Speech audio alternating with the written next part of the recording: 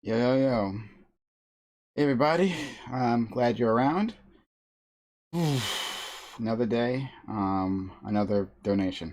Thanks for stopping by, everyone. Um, B More, yo, thanks for being here. Really appreciate you. And as well, Kobe, my illustrious mods, thanks for being around. Polly Wagi, how do you do that background? How do you do that background checks? Oh! You mean my mod? Oh, what the thing I was saying? No, no, my mods are great. But it's not easy. Hello, Parv. How are you? Thanks for being around. Um, uh, Prime, you always dealing with something. Yeah, pretty much. Thanks for being here. Yuso bad, Yuso bad lols. Okay, just reading your whole name. Thank you so much. Nova Rose, hey, thank you for stopping by. Cave Senpai, hello, hi. Long live Oral. Thank you for being a fan of the content. It's really kind of you. Hello, Skur Live. Hey, thanks for being hyped. Thanks for stopping by and being part of all this. Cemetery Cold Brew. Hey, yo. That sounds like an interesting brand. Cemetery Gold Brew. It's a good name. But I guess that's it. Yeah.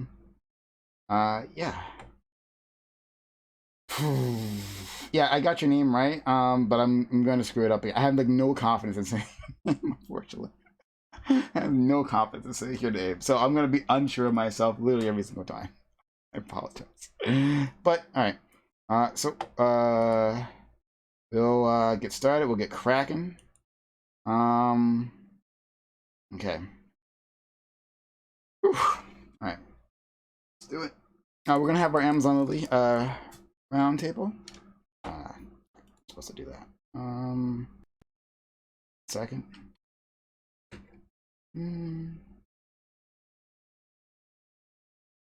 Okay. 1 second while we get ourselves together here. Open that up. Great. And I'll do that too. 1 second. Open this up. That there. Whereby, all right. You think I'd have it all together? I was literally just sitting here for like minutes, like waiting for like the countdown, and still, I'm not ready. But yeah. Okay. Will join us. You will find out very soon. Okay. So, close this. Okay. Jump into the Discord.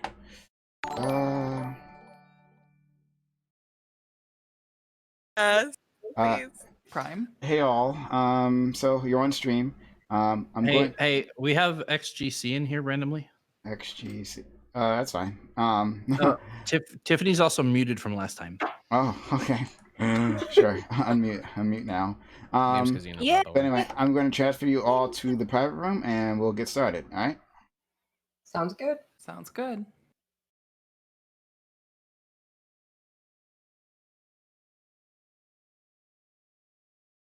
Okay. Thanks. You can continue talking about literally anything. That would be very helpful if you did that.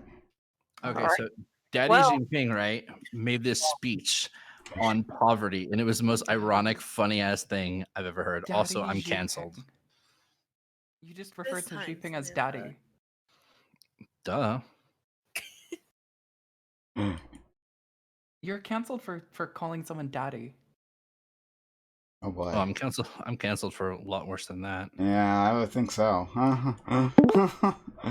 Well, okay, fine. For your specific choice of who you're calling daddy.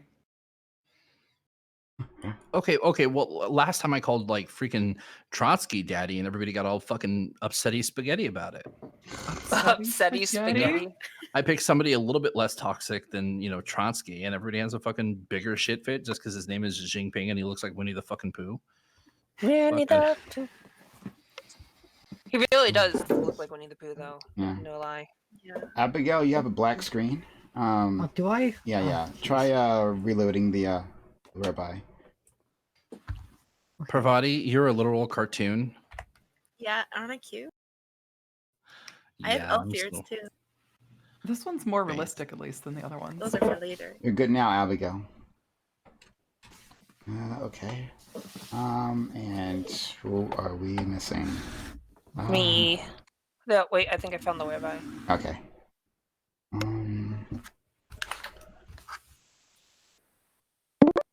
Okay.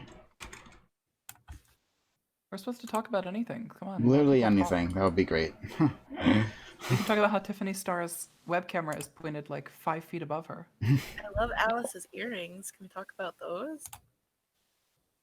Listen, I just really like my new FFS on the forehead, so I just want to show it off. That's why it's sky high right now. Hell yeah. That's fair. It's that's fair. it's like the opposite of denims, where it looks like a helicopter's flying over her and recording downwards while she's streaming. Oh. Only a 4 head and not a 5 head? Pff, weak argument. Oh, I'm showing my 5 head off. My head is 10 out of 10 there. Samantha Banana. I have here's something to talk about. What in the world do you tag these streams with? Shitlords. Debate bro. Yeah, I'm Bro. really trying to figure that myself right now.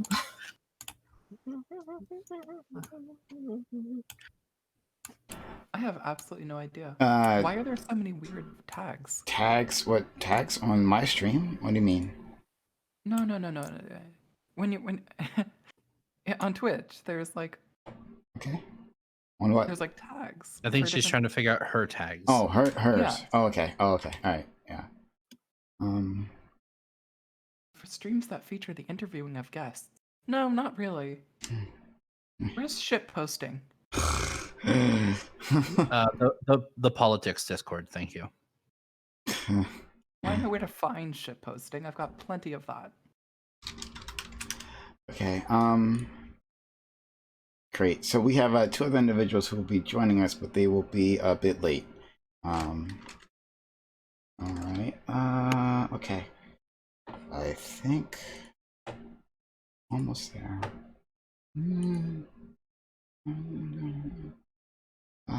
But people have gathered really quickly, which is surprising. That happened yesterday, and I was like shocked. Aw. Yeah, people usually take freaking forever, like forever, to get themselves together here. But I'm very happy. Okay. I'm usually pretty punctual. Besides, I have to redeem myself for the fiasco of last week.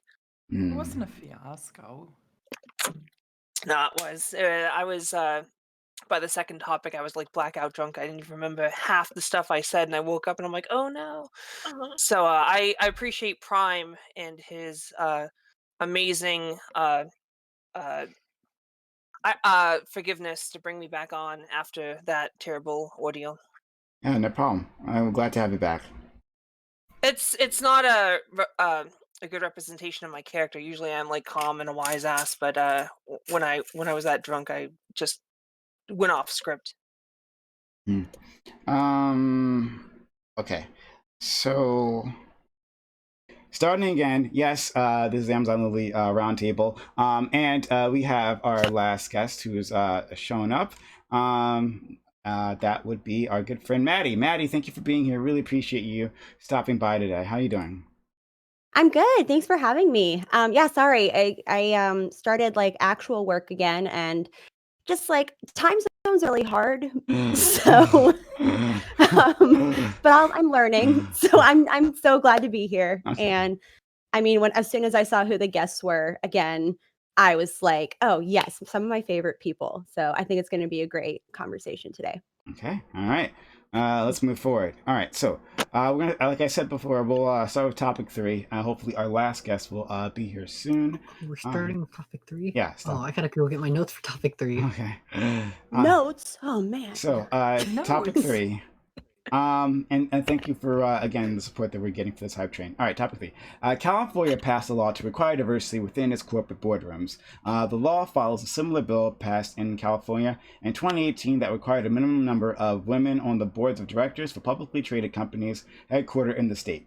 The new law would require companies with 9 or more board members to have a minimum of 3 from underrepresented communities. Companies with fewer than 9 but more than 4 board members would be required to have a minimum of 2 from underrepresented communities. Does this law positively move forward the agenda of a more inclusive workforce? Will this make a difference in the lives of the workers of those organizations? Is this a better way to accomplish this?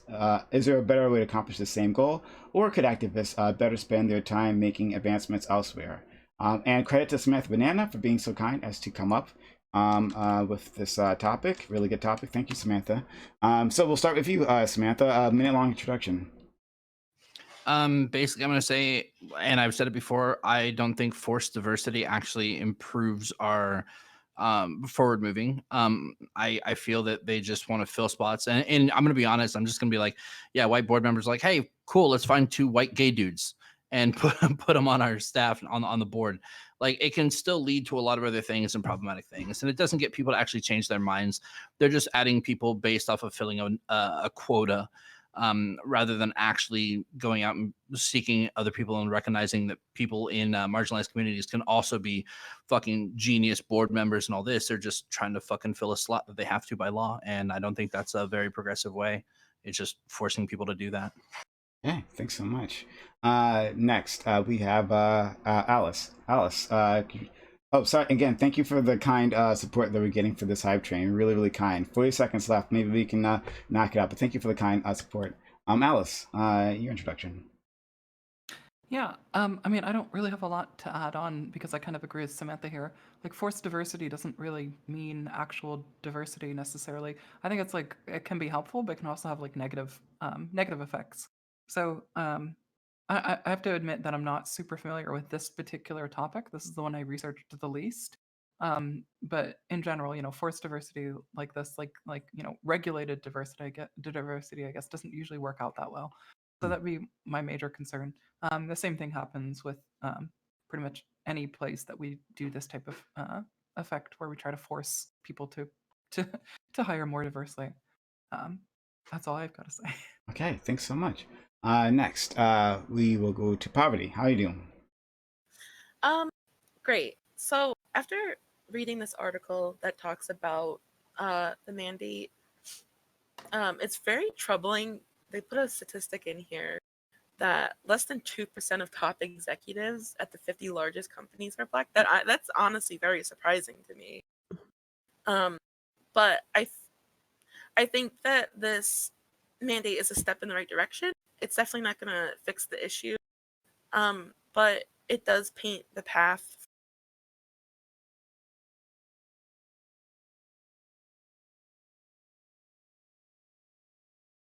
That thing, I see it as a step in the right direction.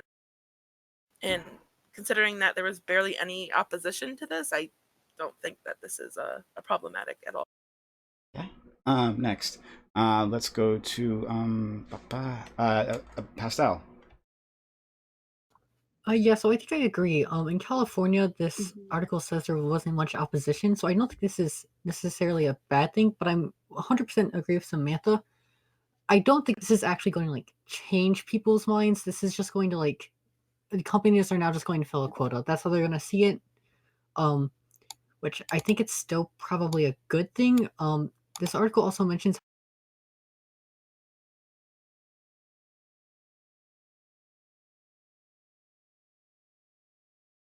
smaller owned African American businesses and help prop up those businesses, and we might see better results than just forced diversity. That's just like something I'd initially think of, but I don't think this is going to have like any huge ramifications, but I don't think it's going to be like accomplishing anything huge as well. Sure. Next, Katarana. Hello, can you hear me? Yeah. Okay. So yeah, if this was in my state, I think I would have voted no.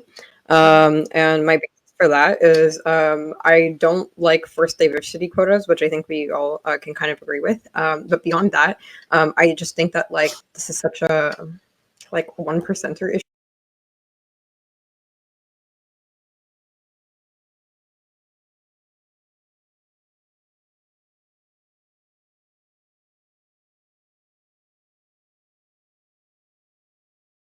show about maybe regulating this, but I think leaving it so like open-ended where perhaps that member that they get that, let's say, is from like the African American community that fills their quota is not even necessarily someone that like is living the everyday Black experience. So I don't really see what they could contribute.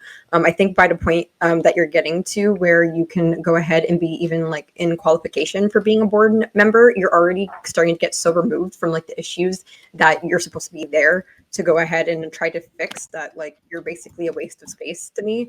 I think perhaps like a policy where they go ahead and do this and say that a member of the African American like activist community needs to be on your board, like someone that's active in like working with certain issues needs to be there. But just saying like any Black person, like just pick up your favorite Uncle Tom and put him on the thing. Like I don't like it. Yeah. Okay. Next we'll go to Samantha. Not Samantha. We'll go to Tiffany Star. Hey. Like Alice, this was the topic I did the least research on because it was the last one, but I did do some research on it. And while I do agree with Samantha and Alice that forced diversity is not a good thing, I more agree with Pravati that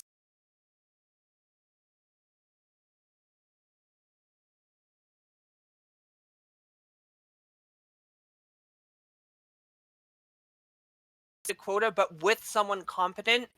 Since corporations care about nothing but their companies, it's in their best interest to fill the position with someone that at least knows what they're doing. Even though a lot of us, sorry, I'm hearing echo from someone. Who is that echo coming from? Okay. Well, keep going, Samantha. I'm not. Or oh fuck. I'm sorry, Tiffany. I'm really distracted. I apologize. All trans people are just the same person.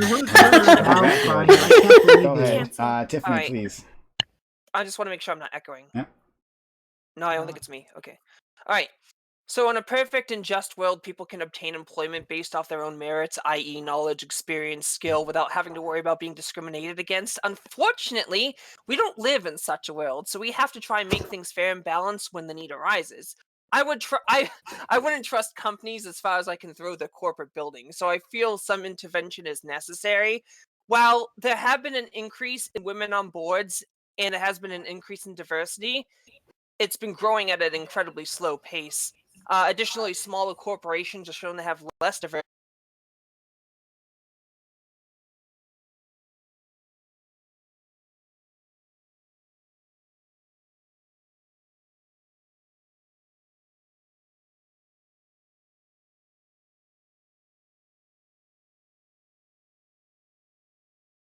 Both this bill and the 2018 bill are opposed by Republicans. So if Republicans despise it, it's probably a good thing we should implement or at least try. Okay. All right. Last person, Maddie. Are you good to go? I think so, but apparently the echo's coming from me. So sorry, guys. I'm trying to troubleshoot. I'm really good at technology, just so everyone's aware. But yeah, so I actually tend to agree with Tiffany in this, even though like the idea of forced diversity is super problematic. However, I also acknowledge that especially for underrepresented communities, just representation can have a massive impact, especially when you think about how these boards operate and the types of decisions that are made about their companies. So, I don't know if I have a better answer for how to accomplish greater diversity other than listing these requirements, because when you think about the incentive that a lot of these companies use, like we'd have to provide a tangible incentive for them to diversify, because I think we all know, given all of their history, they're not necessarily going to do it out of the kindness of their own hearts. So it's tricky because, again, you don't want this situation of tokenism. You don't want just like them being able to like put someone on a pedestal and say like, oh no, we can't be racist. We have like 2 Black people on our board. Wow. Like that doesn't work. But at the same time, representation is critical. So, I'm excited to hear the debate that comes out of this panel, because I don't know that I have the right answer, but I do think, like Tiffany was mentioning, there were positive outcomes that came from the 2018 bill. So there could be positive outcomes that come out of this one as well, even though it's imperfect. Okay. So I'm actually closer to Maddie on this one. I think because yes, this is among the number of ways that you could help workers, right? Especially minority workers. This is not at the top of it, not even close, right? But isn't it not a goal to have a more diverse C-suite, right? Is it not a goal to have like leadership that is more representative of their workforce, right? Like oftentimes, the workforce of these companies is very much black and brown, right? Especially on the lower levels, right? And it seems impossible for so many people to break through. And these networks that they create, right? Like it's for so many of these people, it's not like these board members are sitting in a dark room, plotting against minorities to keep them out of the club. It's just that they have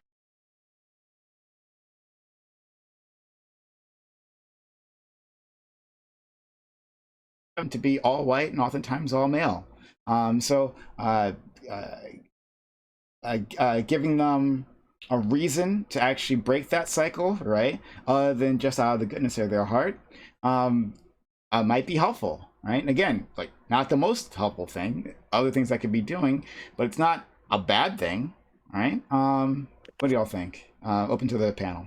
Go ahead, Samantha. Yeah, it's Okay. Whichever. oh, sorry. It's like I said earlier. It's probably not the perfect solution.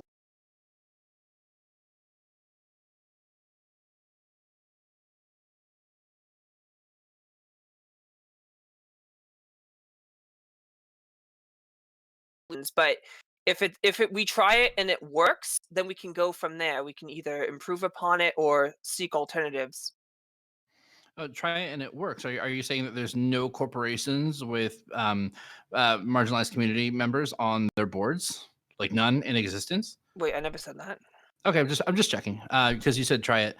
So No, I want to say I like didn't how try could putting minorities on the board? What I meant was try to put underrepresented people on a board that doesn't have representation.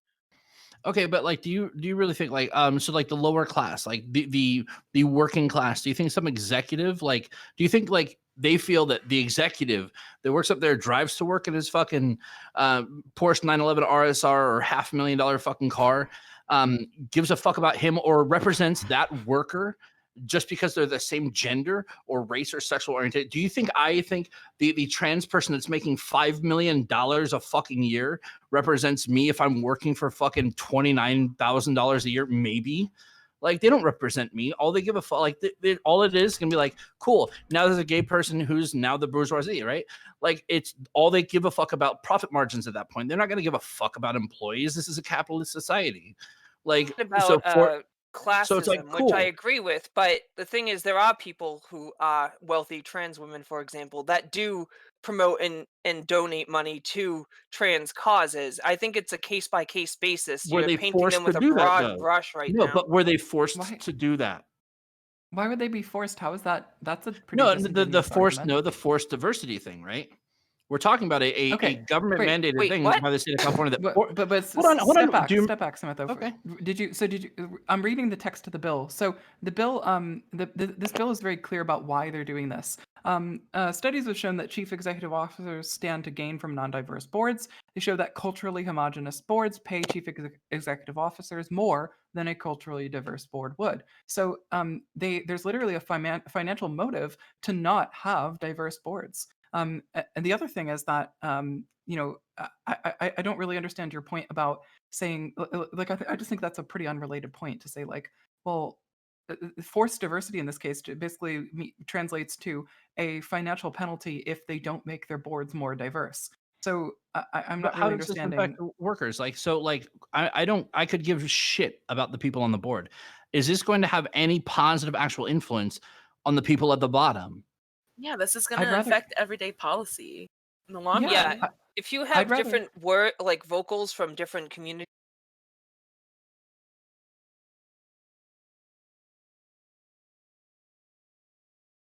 positive ways for the workers and policy. Okay, but like the most I can see, and this is where I'm going to get problematic. The most I can see was like, okay, cool. Say you have, in my case, like a Native person on the board. Like, cool. I don't want anybody saying these terms about Native people in this workplace. Cool. But are they going to sit there and fight you? Like, you know what? Everybody at the bottom, they're underrepresented. They're having a hard time in life. They all need a huge fucking livable wage. I mean, I don't see that happening on a fucking board of directors in a capitalist oligarchy. Oh, Like, what the heck What is that? in the fuck? What was that? I feel violated. That was ear What in the cringe. world was I that? have no idea what that was. Holy crap. I love how we all took our headphones off at like same I moment. have earbuds in. Sorry, Even, audience. I was muted, so it was not me. But what was? Even the it? mic wanted Samantha Banana to stop. I have no idea what that was. The mic is trying to cancel me. Fuck you, microphone. Eat my ass. Sorry, audience members. If you also had headphones, you also experienced the magic. That was Prime K's panel. Come here, Yeah, Lucia. that was great. Hearing. I would That just like to hurt. point out for the record, now that we've had my eardrums blown out, thank God I'm already mostly deaf. This is the first time in the history of me being on a panel where I've seen a lot of people in chat going, Samantha's right. And I am fucking shooketh. I know. I've never I seen love this you, happen. chat. I love you, chat. So It's adorable. I have like another issue with this bill is, and this is just more of a personal thing. I don't like regulations. I'd rather we incentivize companies to do things. Just because I think incentivization makes companies more willing to actually do things instead of just like literally forcing them. Which I think incentivizing could also just probably be better. It would probably get more companies on Incentivizing board with it. diversity in corporations. Just Well, How do you yes. incentivize it? Like, Yeah. what do you do to like, incentivize you do it? realize corporations pretty much run the country. So what incentive would the Well, you give government them, or you give anyone them have like to give a them? slight profit.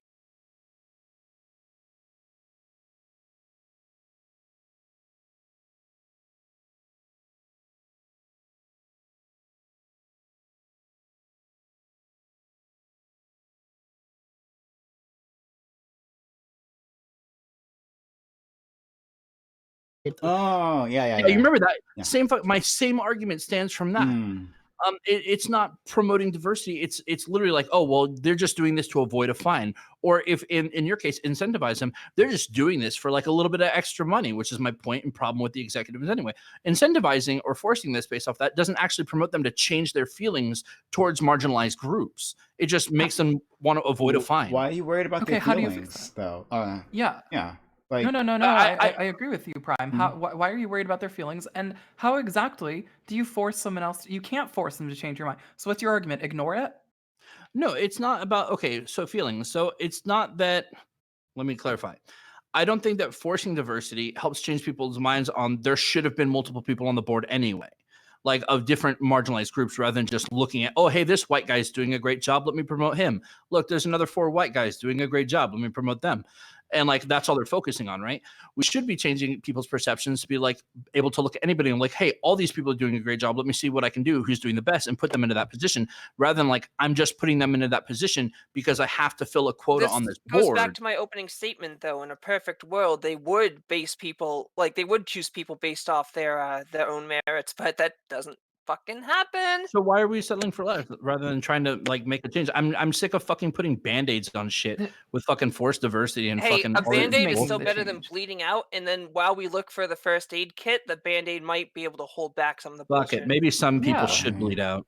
Okay. Okay, well, but that's not. I love how you're like Oh so my God. concerned, and all of a sudden it's like fuck people. Okay. Well, Fuck people is based, Alice? but like, Well, No, yeah, I mean, well, it depends on the context too.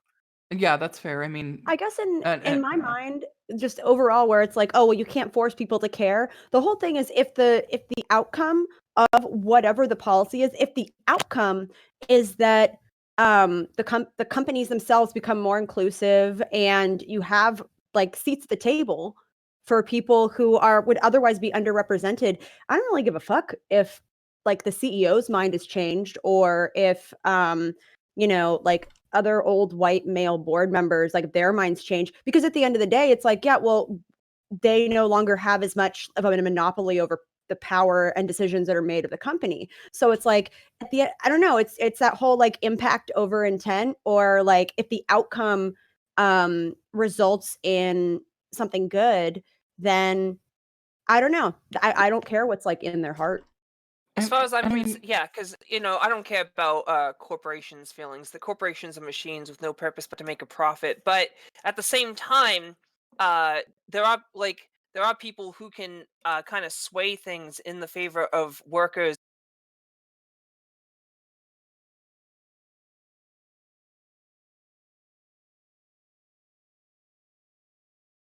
Like I said earlier, the 2018 bill that helped women get boards, the women obtain seats on boards has been working, and it hasn't been repealed.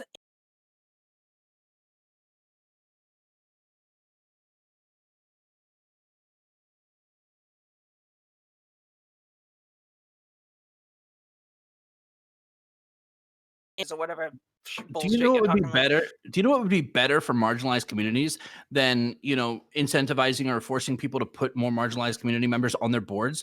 Fucking voting in and mandating livable fucking wages, more social support systems, universal fucking healthcare, fucking maybe a UBI. Like, there's so many other things that would help marginalized communities a lot more than just, hey, you know what? We need a black dude on our board of directors. Yeah, I agree, but this is off topic. You do realize that a lot of the people who are getting voted in backed by corporations and hedge funds.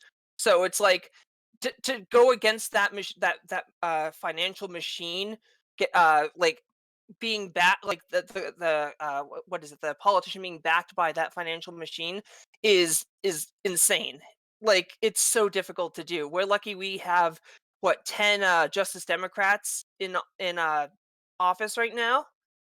Yeah, so I agree with what Tiffany's trying to say. I'm not messing people up again, so it's that I deserve credit for being normal.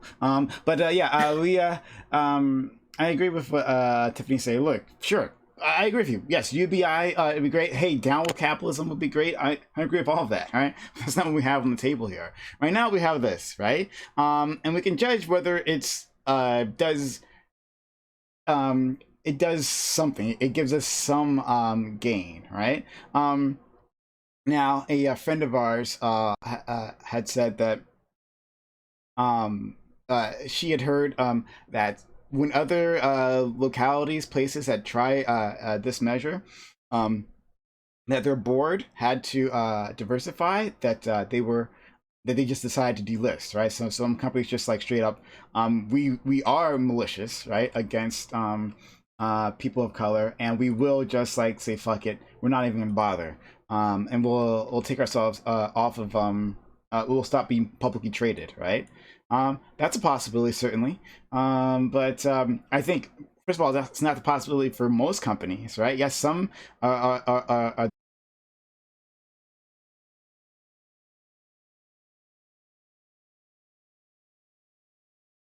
to get them to comply, right? To get them to a place where they value minorities and women, right? There are other things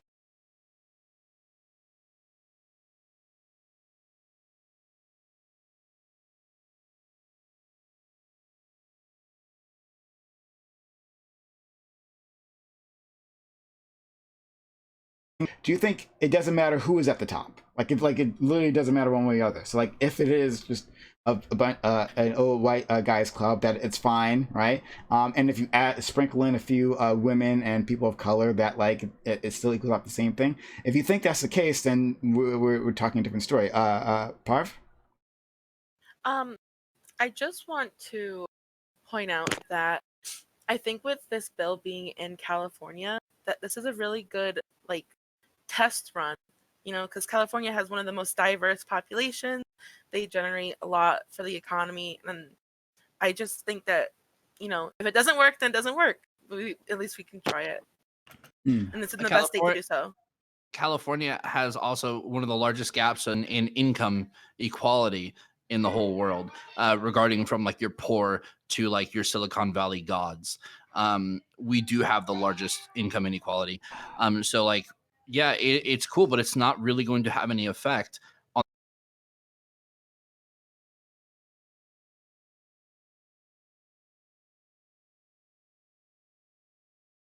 Matter at all who's at the top. That these board seats like are make no difference. Doesn't matter. Okay, all right. Well, then if you think that, then that helps with this, right? What does everyone else think? Does it matter at all who's at the top? What? I think it absolutely does. Yeah, clearly, I think it does. Yeah, like We they have have proof. data that's showing that when you have, especially like more women and like minorities, underserved communities, like people from underrepresented communities, there's proof that like the I don't know, you could, it's by whatever measure that you want to define as like better, but it tends to be where like the wages are better, they have more protections. Obviously, under a capitalist system, any there's no such thing as ethical consumption. So like there's going to be a certain degree of like exploitation no matter what. So like I think that that's like a systemic issue regardless. But they do show for a number of very specific metrics that conditions for workers do improve when it's not just white men, cis white men at the top. K Fellows in chat. Hey K Fellows, nice to see you, friend. She asked, can we take a minute to acknowledge what men did to women when the law forced corporations and companies to include them? They were treated like shit. We need a more inclusive business model, but we also need social change to these measures. So these measures aren't the equivalent of throwing minorities in a den of wolves to be torn apart. Yeah, I think you're definitely hitting something very important there, K Fellows, right? Like, again, this is talking about attitudes, right? Like, simply putting people in there doesn't necessarily change attitudes, right? But that requires more intervention, right? Like, for instance, with sexual harassment laws, right? Like if you put women in a workforce within a patriarchal society, right, where men are just used to being able, or certain men in each way, are used to be able to get what they want and take what they want, right? Yes, if you give them protections, then you're going to have predictable results. But I get that. But we gave Sorry, people. I didn't mean to interrupt you. Yeah, no, it's fine. But we just started giving people tools so people fight back, right? To impose consequences for bad behavior, right? So I agree. Like this one thing is not. I think that that's part of the problem here in this conversation. It feels like people are equating this one piece of legislation with like the end, right? Like this is the thing that'll change it. No, this is just one thing you can add, right, onto the stack of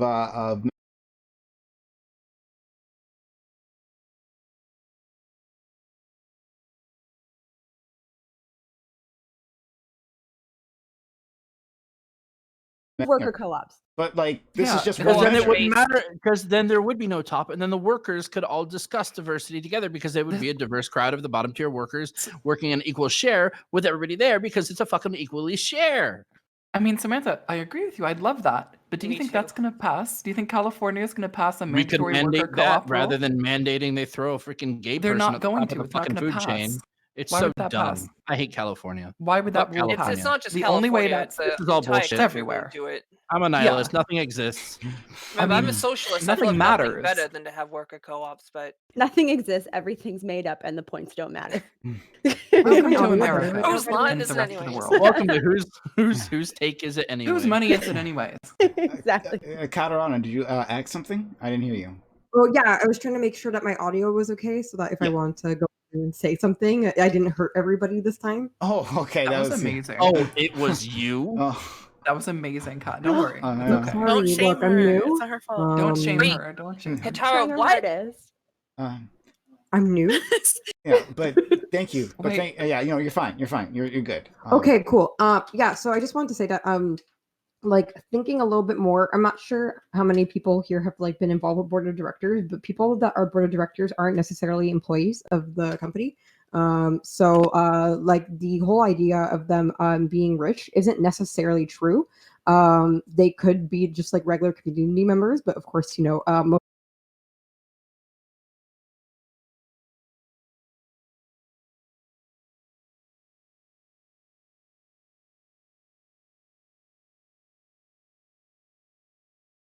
in a company, and a lot of the operations that they go about doing isn't really going to be that much about like mandating, how people are treated and stuff like that. I do think that like diversity sometimes when it's like mandated can be cool, but I just don't really think the particular way in which they decide to go about having this be delegated was the best.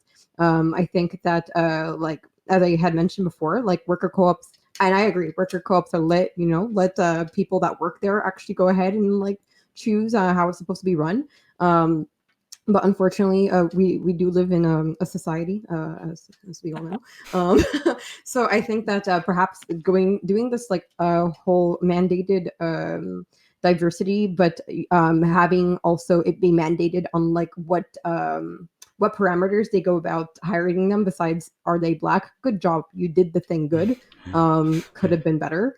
For example, choosing leaders of the Black community where the company operates.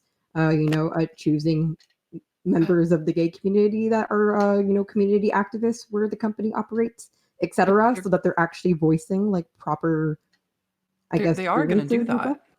Why would they not? They're going to hire the most qualified people, and if it's a leadership position, that's going to be people who are leading. Like the board of directors isn't like the part.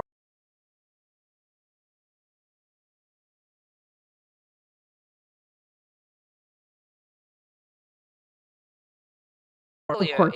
They're not going They to don't just fucking hire hire someone to anybody. be They the don't give a floater. shit. They're And going it's to hire usually someone that actually does their shit. Yeah, and it's Yeah, of usually course. like And I people they didn't put think that on- like board of directors sits there and being like, who are we gonna hire today? Like Yeah. I've been on boards before and we never just sat there and were like, I wonder Yeah, well, what and the board of type of directors are paper we're usually, buying. like- Like it's not the like micromanaging. No, it's like, are you giving us enough money? Are you going to make our shareholders enough money? Mm. And it's making usually sure that that people. happens. It's But, usually like, people board that of like directors- executives are like friends with from business school. Yeah, Like, and that's yeah. the reality. Yeah, Unironically, but yeah. so like the reason why I'm saying that it might be a good idea to go ahead and do it based off of like community leaders is because it's also board of directors who sit there and decide like what are going to be the ways that we make shareholders think that we're the best people in the world and what is our social responsibility for the year, and having people like on your bod like that are actually able to tell you what would be helpful when you're doing your social responsibility for the year would actually make some form of change. But I think most shareholders don't give a shit about social agendas. Most shareholders give a shit about how much their shares are going to be worth. Okay, Yeah, but it is public still like an pers- important part of like BOD's thing is like what is our corporate responsibility direct.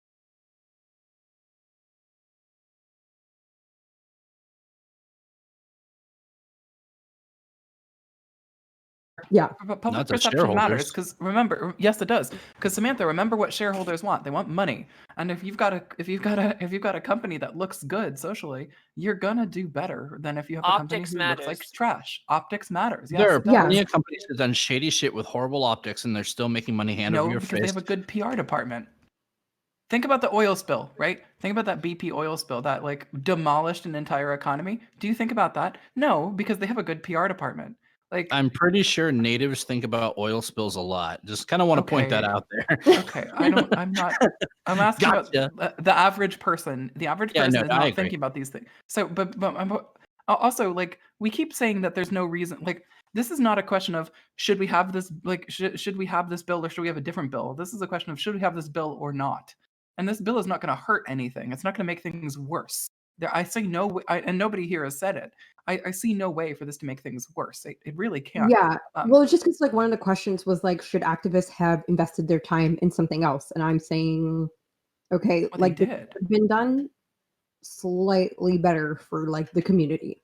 I Obviously, mean, there are the plenty of whole point of it activists is not really to working help the towards average other person. things. It's not like this is the Yes. only thing they're focusing their intention on.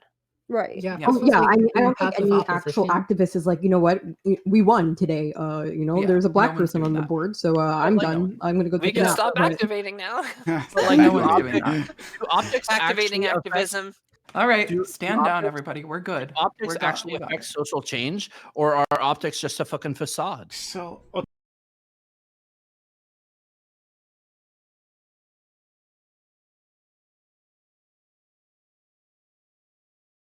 You meaning? Meanie. I apologize, buddy. No. So we had, I guess, a similar conversation talking about the Gay Pride Parade, right?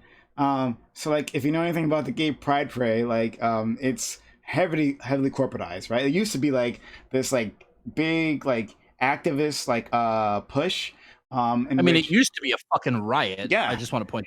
Reminder: it was a fucking riot started by a black trans woman. Fuck out of here. Well, I mean, yeah, but like the formalized march anyway, right? It was just like a thing where the community could come together and all be a part of, right? And anyone could just like jump in from the sidelines. It was just like a celebration of, the LGBT community, in all its glory. But then,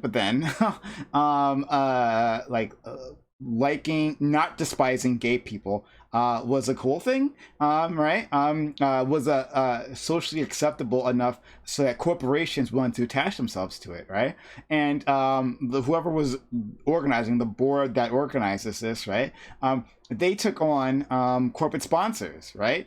And a lot of corporate sponsors, to the point where like now it's a controlled parade, right? Where with like ads on the floats, right? And people can't just and join they, like, in. cops march with us for fuck's sake. Yeah, They yeah, were yeah. literally, like the enemy of the initial pride. Yeah. So you see a lot of this, right? And this is the corporatized environment that is kind of inevitable, right? Once you have once you let these people in, right? Like as soon as you started letting them in, the gay pride parade started losing its original appeal, which is why they have another parade. I forget what the name of it, but they started a second parade to get back that old spirit. But so I see what you're saying, right?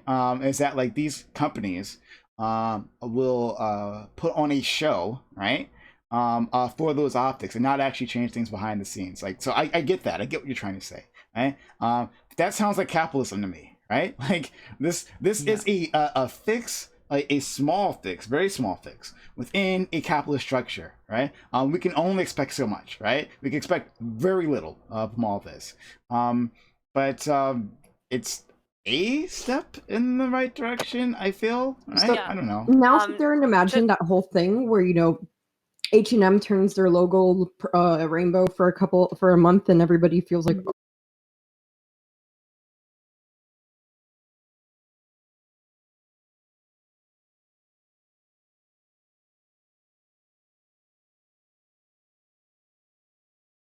rainbow for the month. How about we actually do something to help the community? That company would definitely end up standing out in the landscape of corporatism, and people would be actually more interested in that company comparatively to the rest of them for the month. Yeah. Everyone has to understand that most corporations virtue signal, but just because they virtue signal doesn't mean there's no benefit for their virtue signaling. For example, if they're promoting LGBT rights, that's going to get exposure to LGBT people, especially trans people, who a lot of people may otherwise not know a lot about. Giving them more exposure helps us, and even though their motives are strictly for profit, it doesn't mean there aren't any benefits from them doing so. Go ahead, Maddie. You had your hand up. Oh no, I was just saying, like, for me, it's again, it's that like outcome. It's whether or not it delivers positive outcomes and better outcomes than the alternative. Is it perfect? Absolutely not. I think anytime you focus entirely on instituting a top-down approach to fighting like systemic racism,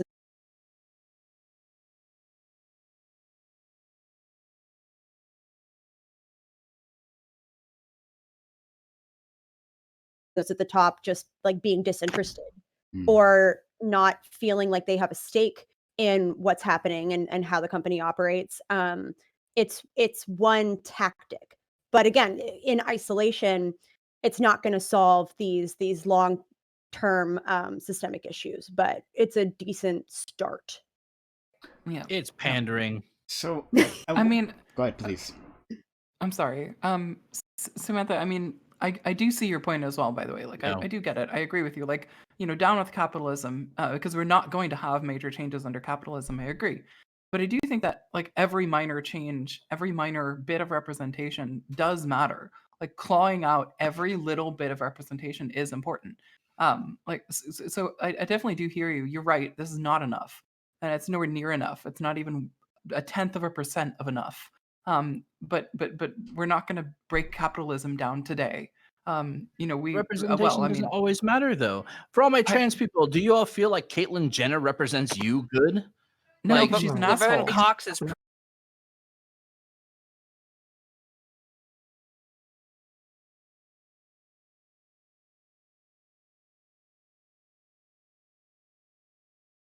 direct change Okay, or effect on the workers at the bottom, or the material conditions of the workers, or the working conditions, or even wages or help. There are so many other That's- things California could have put forward to actually benefit minority groups, they but did. they pulled a But this fucking passed, publicity Samantha. stunt pandering bullshit. This passed. It's because you're not living in your leftist utopia. This is Yeah, like but do you know what else reality. passed? I'm pretty sure there was times where, guess what else passed as law? Fucking slavery, fucking Jim Yes. Crow, fucking Uh-huh. broken windows policing, fucking Yes, whatever putting the pipelines zeitgeist through my is. people's fucking land. All this other Whatever shit the passed. zeitgeist is. It doesn't mean it was right. No. I agree with you, Samantha, but whatever the zeitgeist is what's going to pass. And right now, your leftist utopia is not going to pass in law. So this passed. Or well, actually, I don't know that it passed. But anyway, this has the potential to pass. No, it passed already. Oh, it passed it's already. passed. Okay. Yeah.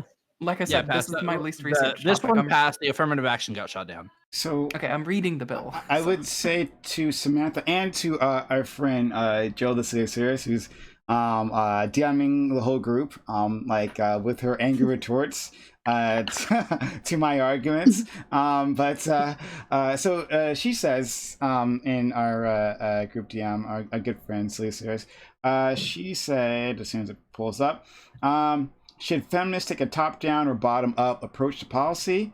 Samantha is arguing bottom-up. I would agree if I was there. Great, and I would yell at you if you were here too. No, it's like typical male patriarchal bullshit from Prime. Exactly. I was going to ask you. Typical. I just wanted to say.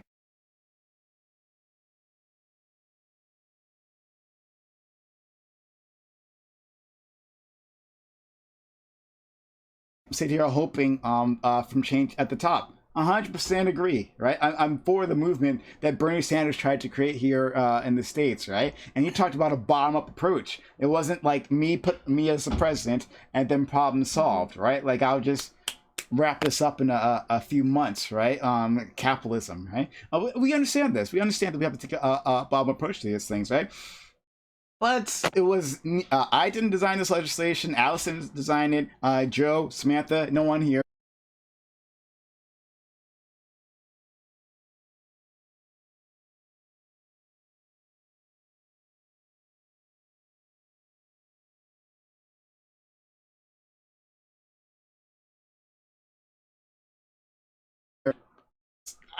We can't do anything about but that. at the same time, we can call it out and be like, just call it what it is. Like you're trying to settle rather than actually try to push through. No.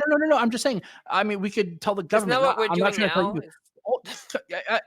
tell you. Come on, Tiffany. Samantha, wait your turn. Samantha. No, but like we can talk. Like Governor Newsom's a fucking shithead, but like I mean we can talk to the people in California, but like, hey, look, you're just fucking settling rather than going and trying to push forward something that could actually make change on a larger scale. You're just like, hey, let's put minorities in fucking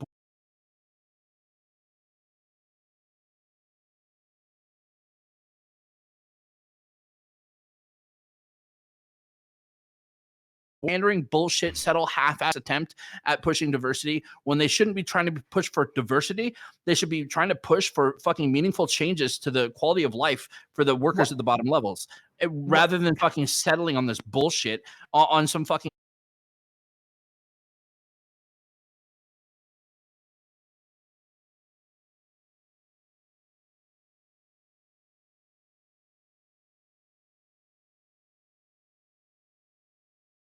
So I'm a power bottom. I understand that you're a power bottom and you're going to affect change from the bottom up. But look, the problem is that the only way you're going to get this bottom up change is you're going to have to do something like radical, right? There is not going to be like this gradual, like workers are going to, they're not going to pass fucking laws. It's not going to happen. So I agree with what you're saying, right? I do. I appreciate what you're saying. Capitalism doesn't fucking work in the long run. I agree.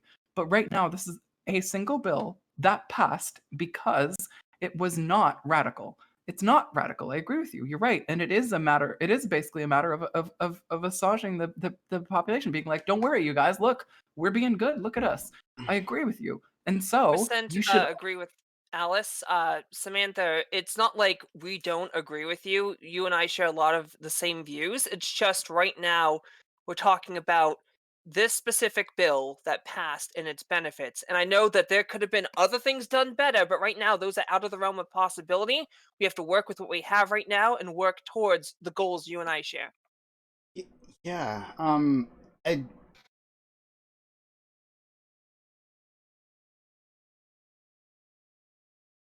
Signaling. okay. Fair Okay, enough. but Yeah, sure. So what? Got that show me a right. government that doesn't. I used a bad word. Like I misworded that. Like I'm not good with words.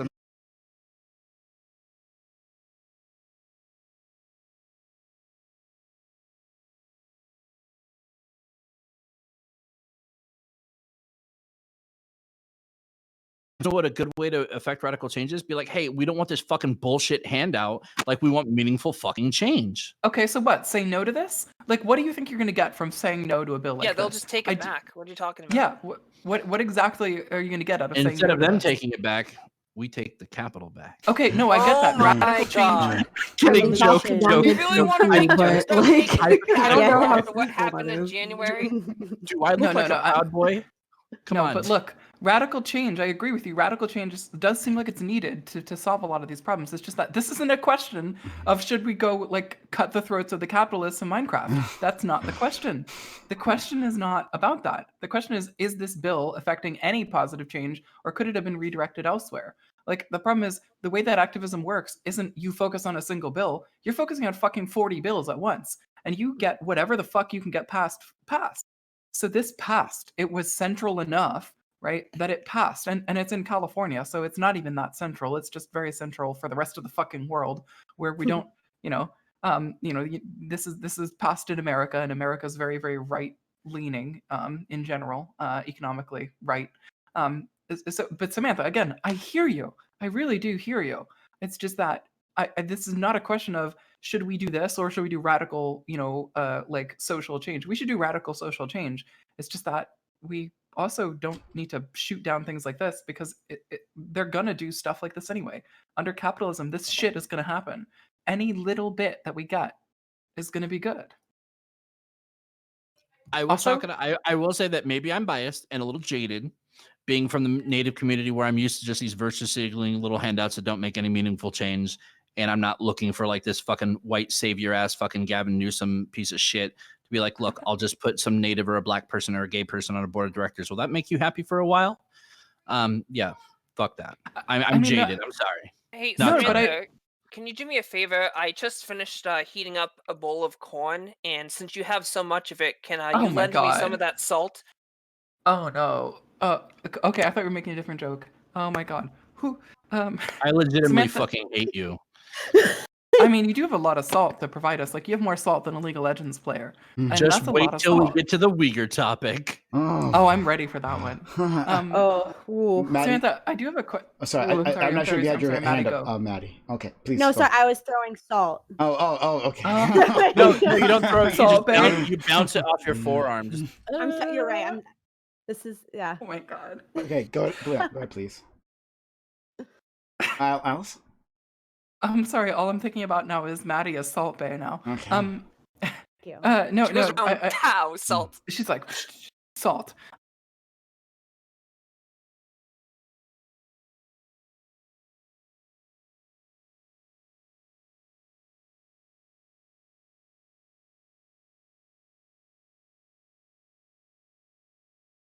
change regarding workplace Yeah. and that through this book, which is very I- large and informative. I don't think you're going to get bills passed in our current government that are going to do what you want. I think that this is what you're going to get. You're going to get these little pandering things, and you have to hope. And also, the other thing about this is this isn't about representation in a way that is going to be publicly seen. It's not. The bill is very clear about why they're doing it. They're basically saying there is a true financial motive to keep boards white and male. There's a financial motive to do that. So because we don't want everybody be white and male in all the upper levels of society. We should stop that probably. And the only real way to stop that when there's a financial motive is make there to be an opposite, a financial demotivation, essentially. Like, there's a financial motive to keep boards white and male. This says, well, not anymore, there's not, you fucks. And that seems like a positive thing. Yeah. It doesn't really affect change, though. So look, it affects this change in this spot where they noticed that there's a financial motive to have a board of white male people. In my eyes, here's my final fucking statement on this, and I'll just shut the fuck up. In my eyes, the only change it makes is that now there's a black person or a gay person or a Mexican now deciding how much more money the shareholders are going to get and pander to the fucking shareholders rather than a bunch of white dudes. No, that's all the fucking change I see. Okay. Did you read the bill, though? The bill is clear. I it's not just about the on it. Okay, no, I understand. I understand, but I referenced part of the bill before, in that there's a financial motive not for the shareholders, but for the people on the board of directors. They get paid more if the board is all white on and the male. board of directors are the people that are just like trying to steer the company to make more profits for the shareholders.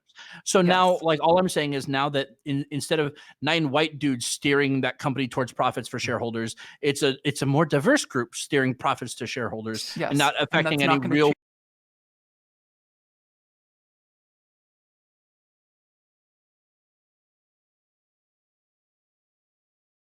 Samantha, right? Like, yeah, but we're not actually, we're not fighting you on this. I don't think, right? Like we've talked about, like for instance, I've talked about how President Obama, right? Like people thought, like, oh yes, well we have a black president, and so racism is over. What? No, that's not right? Exactly, right? Just having people at the top does not necessarily equal change for people at the bottom. That's good, right? But it might open up the possibility for something, right? For something. It might be, I think that it might indeed be better than nothing. I'm walking it back all the way there, right? Like, I think it's better than nothing.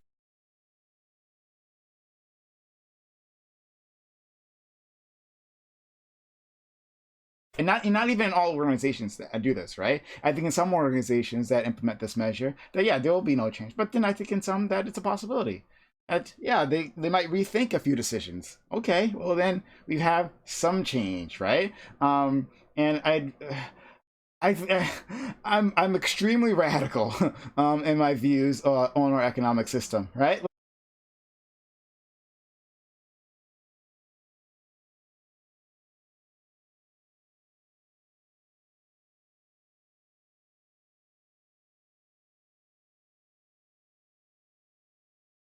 But right now those changes aren't happening. This thing is happening. And so, like, okay, I find it inoffensive. So, all right. But I don't think there's anything else that we can say about this, though. No. Yeah, I agree with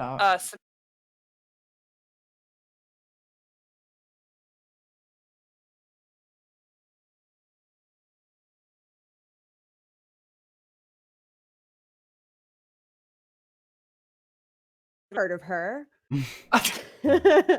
Communism? That's pretty based. Yeah. Destiny? That's a girl's name. Oh my god. Don't start. Don't talk about. If we say it 2 more times, they'll show up. I was Do not just say it. I swear. I'm like, don't say it No in front of more. the mirror. Like, Red rum, red rum. I've yet to be on a Anyway. panel with Destiny, so it would be kind of interesting. Ah! We can only say it his would name be, one more it time would now. be You need to Destiny. You need to spend more time. No, do we have to look in a mirror for that and turn the lights out? Isn't that how it goes? turn and then turn Maybe we around. can move 3 on to the next times. topic. Yeah, and I think it has to be a full moon. Yes. And throw salt over your shoulder. So Samantha, can we have some? Yeah, you have to Tiffany, you have to spend more time on my open panels because it'll pop in sometimes. I will. I would love to just talk let to me him. know when they're on. Yeah, right after my closed No, panels. because I have to play Bloodborne. No, Bloodborne can is play amazing. I Bloodborne. didn't get the chance to interact with you because I was dealing with all kinds of stuff. But Bloodborne is so good. I really need to finish. I'm trying desperately. I'm going to finish it one day. But like, especially with Twitch, I don't have the time since I don't play games here. But like, I really want to play the game. It's a really good game, but it also frustrates me so much. So much. Yeah, it's one of those you get pissed off or you start to cry, or at least I did that one time. But when you actually beat the boss, it feels so good. Okay. Plus, yeah, the yeah. exploration's really fun. It's Yeah. such a big world. Before we move on to the next topic, can I just point out and kind of laugh at Joe because she got to miss this entire topic? She's really Fuck pissed. you and your healthcare, Joe. How dare you?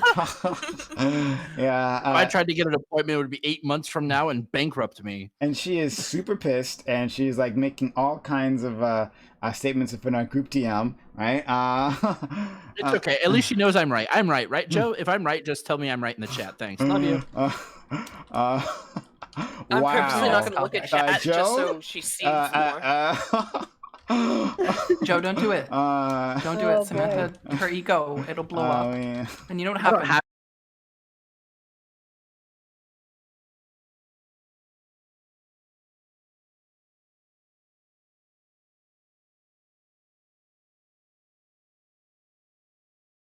For the open panel to rediscuss the topic so she can yell at us. Yeah, if you guys want to stay, and Jill will be there, and then she can tell us how wrong we are on everything. Alice, she might enjoy that. So I think she has a problem with actually me and you the most, Alice. So if you could stay Aw. around for the open panel just for a little bit. Oh, I will. Okay, great.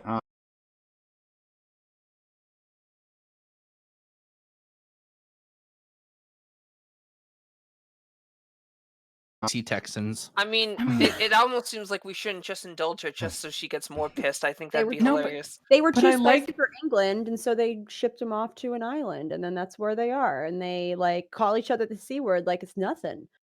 like, Oh. So hopefully Joe will be here soon for our next topic.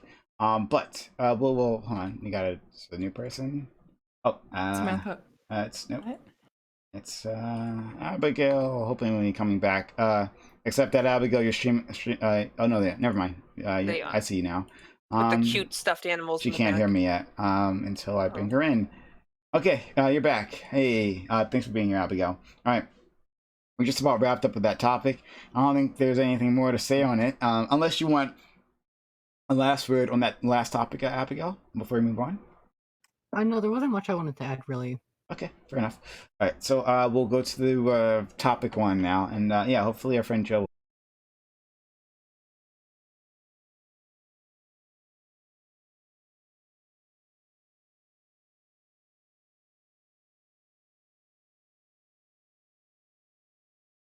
Online harassment over private content. Sophie created diaper fur art specifically for individuals within that kink community. However, alt-right trolls leaked the pictures to paint the narrative that this is a underage pornographic fascination. The artist has been fighting back against this, saying that this community is not inherently sexual and has therapeutic aspects. Was this an unfair characterization of the diaper fur community? Can public discourse around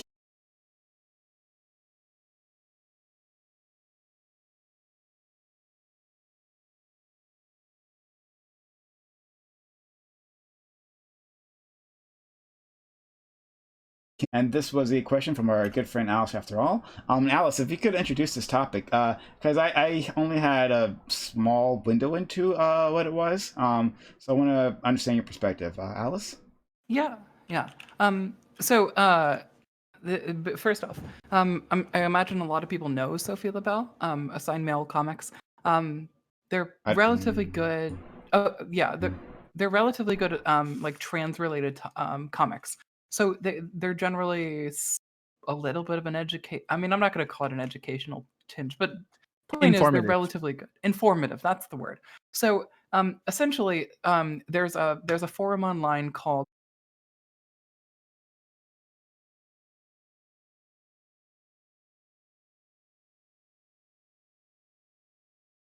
Hero. It's a terrible place, and Sophie's work was posted there. There's a thread, a long-running thread for Sophie on there. In that thread, some people dug up some art that she had created. And this art she had created used a picture of an infant as a reference. She drew a not safe for work piece of art over this infant. and published it and tagged it as adult, 18 plus, etc., into a kink community. And so, of course, Kiwi Farms freaked out about that, basically, saying she's a pedophile. And that's where this came from. That's why she posted this statement. She posted this statement to address that because she's being accused of being a pedophile. And the reason I brought this topic up is not just her. Like, I do think that she's a pedophile. She does seem a little bit like a pedophile. She's doing the things that a pedophile would do. But I'm not as interested in that part of things. I am more interested in, can we separate the art from the artist? So in this case, Sophie has done something that I find unacceptable, the art from the artist. I'm not going to be able to look at her comics the same way. And it's the same feeling that I have about other people who've done like other shit. Like J.K. Rowling has made it so it's hard for me to separate the art from the artist. Bill Cosby has made it hard for me to separate the art from the artist. The same is true of R. Kelly. It's very hard for me to listen to an R. Kelly song and not think about what he's done. So that's my interest in the topic is not so much just Sophie, but also that question of can you really address this art separately from what the person has done? That's my interest in it. Okay. Next, we'll go to our friend Samantha Banana. As a person that has followed a lot of Sophie's work with the Assigned Mail comics, have shared a bunch of the Assigned Mail comics on both back when I had a Tumblr before they kicked my ass off of there, and as well on Twitter and some of my Facebook, because they were informative and they let other people have like a little glimpse into like trans life. However, this crossed a line. Yes, I would call that some pretty pedo ass shit. It's disgusting and vile. I don't agree with it. I don't support it whatsoever. I'm glad she got called out. I'm glad she got caught. Yes, I can hold it up for scrutiny, but yes, I do believe that her comics that she has made regarding the trans life are still informative and are still a great thing that should be spread around and shared with people, because they really do give a lot of people a glimpse into like little moments of being trans, like little stupid moments that like we get every day and we don't really notice it, but like it's something that nobody else has to experience, and it's kind of fun to share that with people. So yes, what she did was shitty, but I will separate her from her artwork, just like I will separate J.K. Rowling from her artwork, even though I hate J.K. Rowling and I hope she steps on a Lego at 3 a.m. So Alice, could you do me a favor? Because I wasn't able to find this. If you could, if you have a sample of the things that she shared, that was shared. No. One second. If you could DM me, if you know it, just DM me personally. Have it, yes. Please. All right, thank you. I did post to Sophie's Twitter response to the incident. Yeah. In the chat, and it's safe for work. Yeah. So, but yeah, just DM it to me. So I just want to be able to see what that is. All right. Parv. I'm not too educated on. Oh, can you hear me? Oh, okay. I'm not too educated on. You sound really tiny. You sound quiet. Am I the only one? So little. You sound really quiet. Yeah, you sound so little. Does that sound better? Yeah. Yeah. Okay, perfect.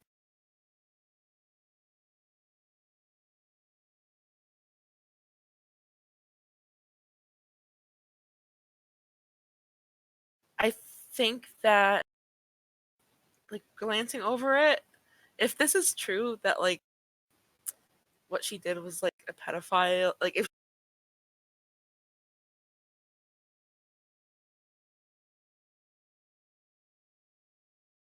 and not knowing who she is, I don't know if I can separate the artist from her work.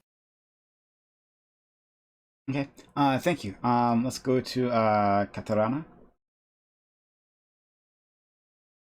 Just making sure I'm not killing anyone with my mic. You're good.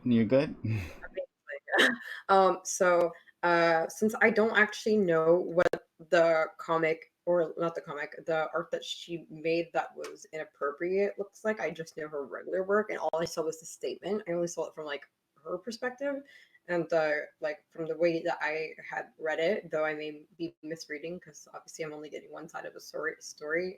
They were saying that like everything's like consensual and it's just like little stuff, and like people shouldn't be judging them for like what they do as long as it's consensual. And it's like, when it's acted upon, it's with other consenting adults.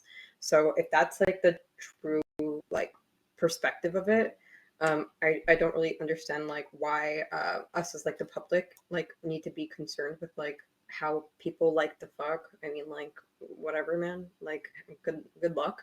But obviously, like if there's more to it, then it should be scrutinized. I believe as long as like if someone's into weird stuff and it's just like something that they do like in their own free time and it's not hurting anyone, then like I think we should be able to separate. But as soon as it starts like obviously affecting people, we should be able to judge. For example, people judge me because I've never had sauce in my life. People can say I don't deserve to have a platform because I don't eat sauces, and that's weird as hell, which I agree. And like, should that be something that people should really tie to like me, is the fact that like I don't know how to eat unlike a baby?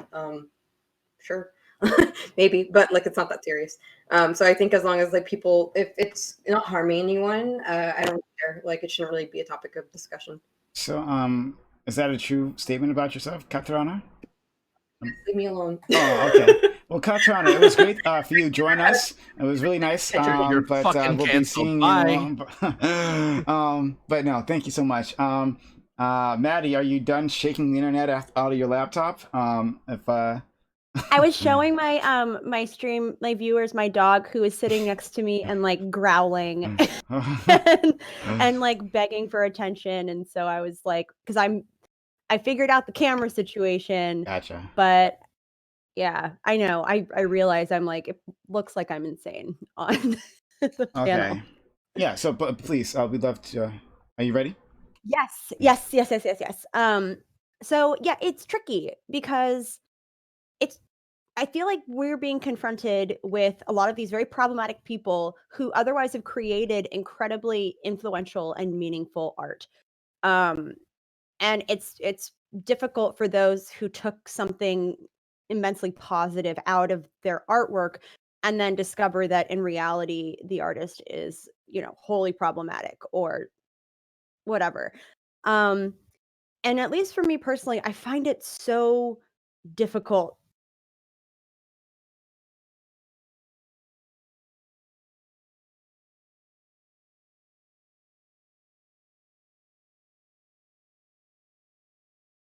like the Harry Potter universe, because I view it now through the lens of like this person who otherwise, it was such a big deal. And she's like, oh, Dumbledore is actually gay. And this like, everyone was like, oh, what a big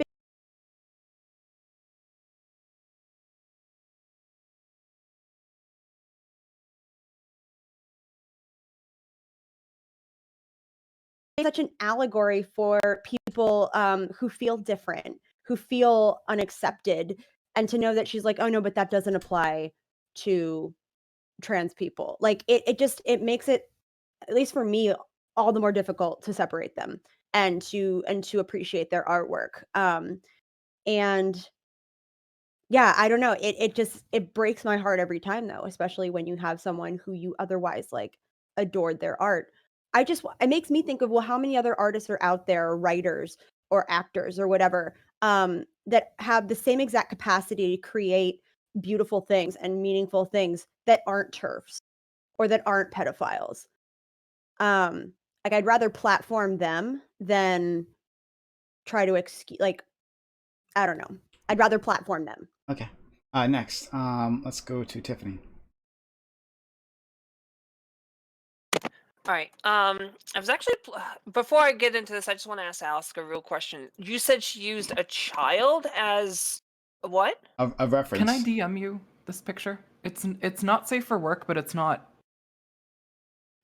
I'm not sure if it's. Just don't shoot a child. I'm not sure if it's not safe for work. Yeah, it's not just safe disturbing for work. to me Yeah, personally. Wait, it's is it nude or is it? It's not nude. It's not nude. It's not nude. It's not nude. So it's just a child then. Yeah. Yeah, it's just a yes, child. in a fetishistic context. Oh, but as a reference, did you draw that? So yeah, look, yeah, she uses a child again. I'll explain this again. She used a child as a reference, for this picture, right? I can't put it in chat, people, so don't ask me. I can't. It's put it in fine. chat. It's Alice. Just DM it to me. Yeah. I'll just go with what I have written down. Okay. I was actually planning to make a YouTube video in defense of people in ABDL, which Sophie Could you LaBelle may be part of. Could you explain what that For is? ABDL. I was about to say that. For Okay. those of you who are unaware, ABDL stands for Adult Baby Diaper Lover. Many people associate ABDL with pedophilia. This is factually incorrect. I will get into that later. I have a lot to say about it, but I only have so much time for my opening, so I'll get into the ABDL stuff later. So I'll start with the facts presented to me.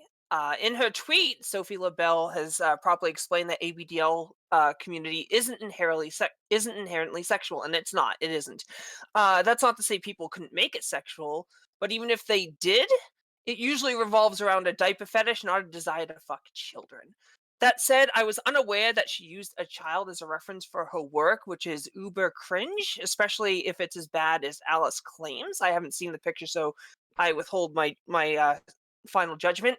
But I care less about her art, as it clearly was marked on her blog as safe for work. And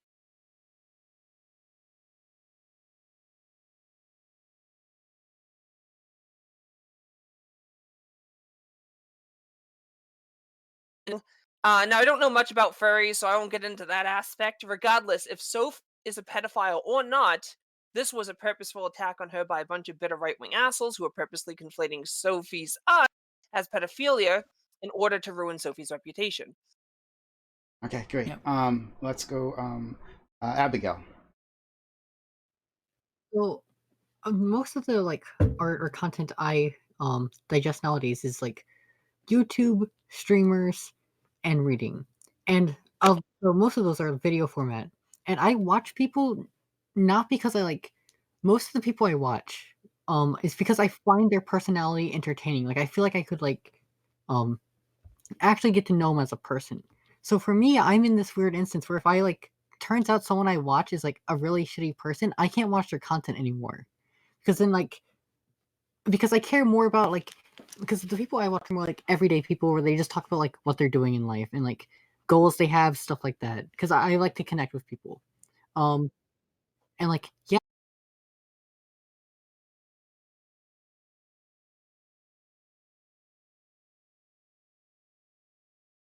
I find it really hard to like enjoy artwork if I know the person behind it's just a bad person. I'm not really sure about this situation. I think it's kind of like plus how close this is to being really bad and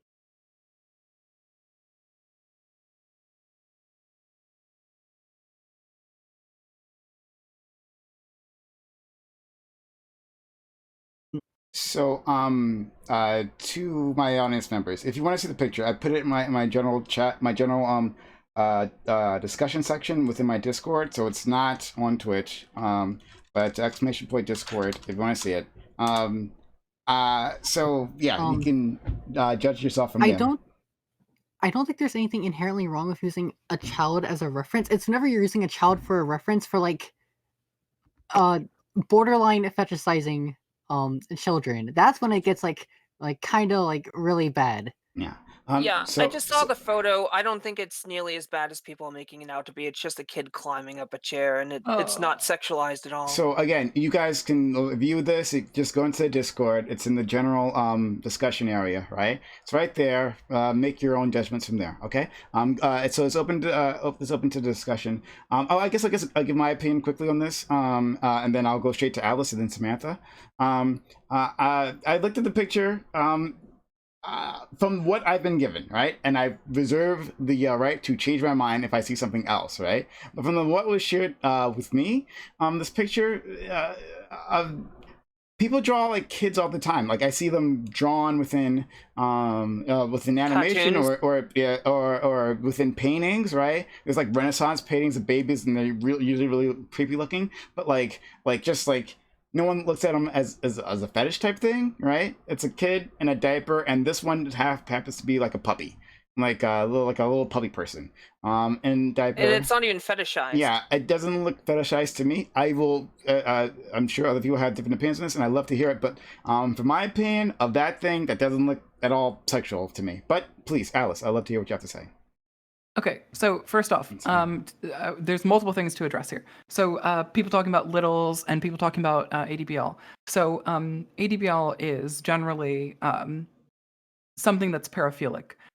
It's a an attraction to something that's not human. It's a concept, right? Of like having an attraction to the idea of being in diapers. Now, Sophie claims that there's like a comfort level to it, and I agree with that. I am extremely submissive, and I absolutely can be comforted by being in a submissive situation. I agree with that. It's still sexual.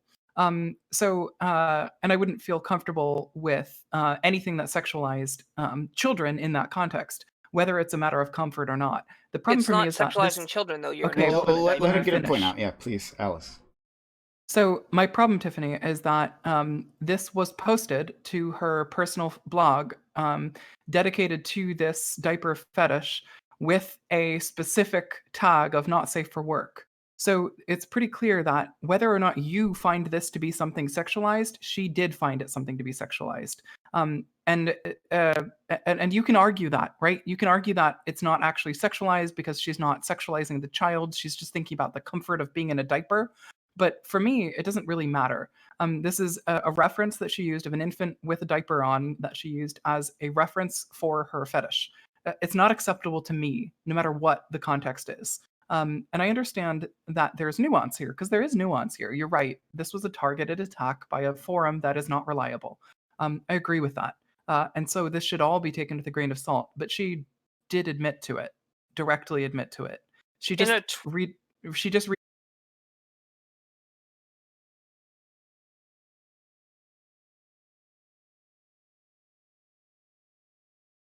entirely disagree with it because of the evidence I have. Okay. And didn't she say that was safe for work when she posted that whole? No, she posted with a not safe for work tag, an 18+ tag. Yeah, but like that just might mean that there are some people who will be uncomfortable. No, I thought it said it was safe for work, but 18+.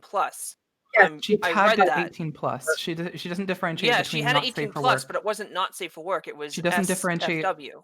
She It's like doesn't the same differentiate thing. between No, NSFW and 18+. This was in on her blog. tweet. And a lot of her art is commission based. Didn't you read the tweet? Yes, I so how is that a fetish on her part if she's fulfilling It's commissions? it's direct. It's not a commission. It's a piece of her own.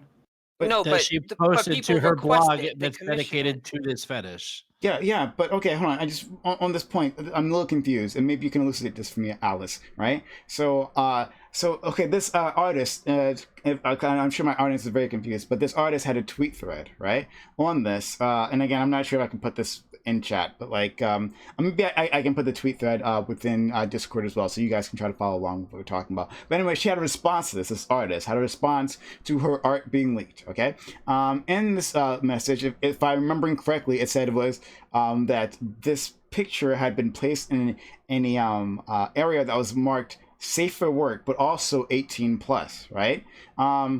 That sounds like to me that she thought it was safe for work, but and it's like this is like this kink space is not for children, so children should stay out of this kink space.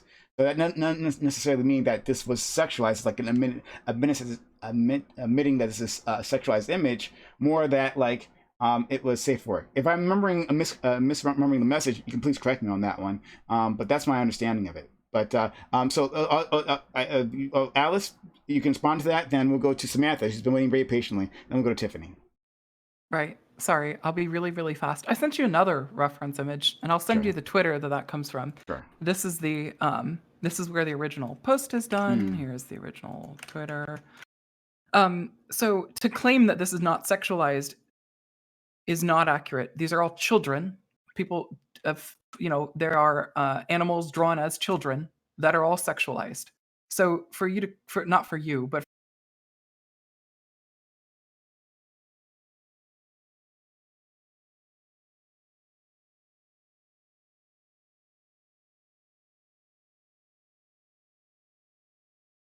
I just in this context that I have with the evidence I have, this is someone sexualizing animals drawn as anthropomorphized animals drawn as children. So there's nothing in this that I can forgive someone of. So like I can I can question about whether I can separate the art and the artist, but I have no question of that this artist is definitely not someone I find acceptable. Okay, fair enough. Let's go to Samantha. Has been waiting. Then we'll go to Tiffany. Here's going to be some fun things. I believe it comes down to intent. So if this person's blog is a blog dedicated to a certain fetish, there's people following that are into that fetish. That's not a place where you're going to post like a child photo or like a family photo, right? I believe we had a similar thing with somebody on OnlyFriends. Wow, I almost said the actual name. Shit. On OnlyFriends, who, if we remember, tagged along the line like, oh, I look great, blah, blah, blah, something panties, and then posted a naked photo of her when she was a child. If we all remember that. Okay. Yep. We had a discussion about that. That was piss poor intent. Like she intent to mislead. Okay. Now, do I believe that was child pornography or whatever? That's up for like whatever. Like besides the point, the intent was to mislead and post a picture that was inappropriate. Now, the intent behind this matters. Okay, she drew it with an intent of being part of her fetish. She posted it on her blog that was associated with her fetish. Now, I don't care what fucking art you're doing. If you're using a reference photo of a child to do artwork related to your fetish and post it to your blog about your fucking fetish, you are in the fucking wrong.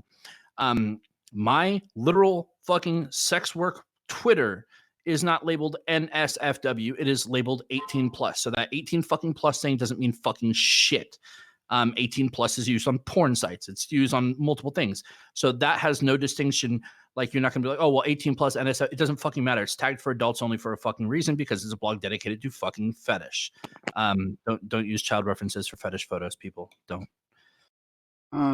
Okay, let's go to we'll go to Tiffany, but just a quick question to Alice. Is what you sent me, is that Sophie's or is that this Waffles person?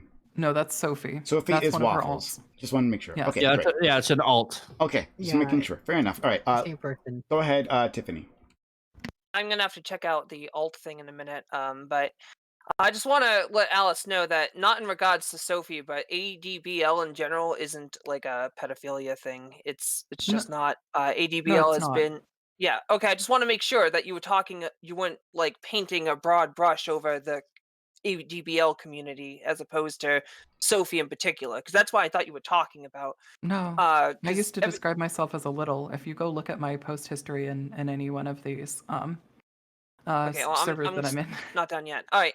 ADBL has been and still prominent, and still is prominent in the kink community. Adult babies, as they are called, generally people who want to escape stress or of being an adult on occasion, or just feel the need to be taken care of by a parental figure. Sophie is correct in that it is therapeutic. A lot of individuals who engage in ABDL do so due to having unfortunate childhoods where they involuntarily grow up fast in order to deal with their situations. This could include being raped, having one or more dead parents, suffering abuse from a guardian, etc., etc. So a lot of my trans friends in the kink community like adult babies because they never had a childhood as the gender they identified as. So it makes sense to me. None of these reasons involve pedophilia in any way or involve a child. As for diaper lovers, it says it in the name. They just like wearing diapers. It has nothing to do with lost childhoods or children in general. I mean, they sell adult diapers at any major superstore, so it's not like a forbidden item you can't get unless it's like a secret diaper black market I don't know about. Does anyone else want to jump in on this? Because especially for the other panelists, I asked specifically for that images to be DM'd to me. I didn't want to put it in the channel group in case you got anyone here didn't want to see it at all, so I just wanted to be clear. That's why I didn't ask Alice to do that. But if you want me to send you the images, you can tell me. I'll do that. But does anyone else want to jump in on this? I think out of everyone here, I think I agree with Samantha the most on her take with this. It just feels really, really weird to me how like this all played out. So yeah, like I don't know. I probably won't be reading the comics anymore, which is kind of upsetting. But what can you do? Um, because it's not only drawing a line between the art and the artist, it's also drawing a line between what's acceptable, like indulging in a kink, right? Which are, I mean, I don't kink shame. I think it's perfectly natural for people to have different kinks, but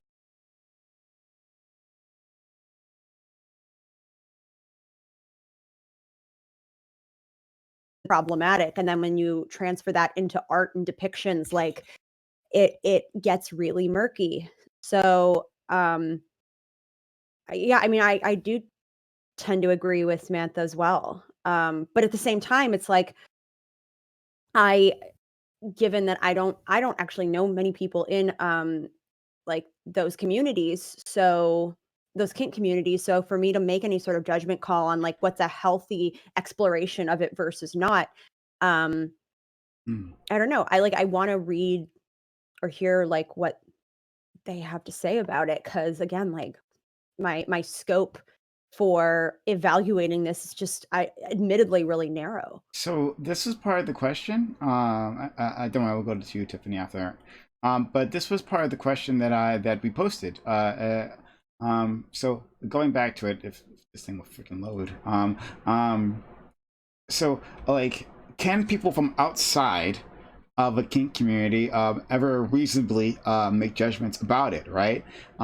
So like, I am not part of this kink community, right?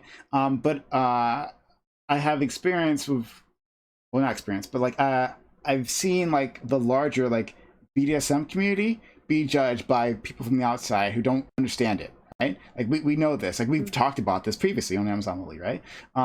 When people who don't understand like what consent looks like within the domination submission relationship, right? Who look at what they see there like as abuse, right? And you can't talk them out of it, right? Like, this is not abuse.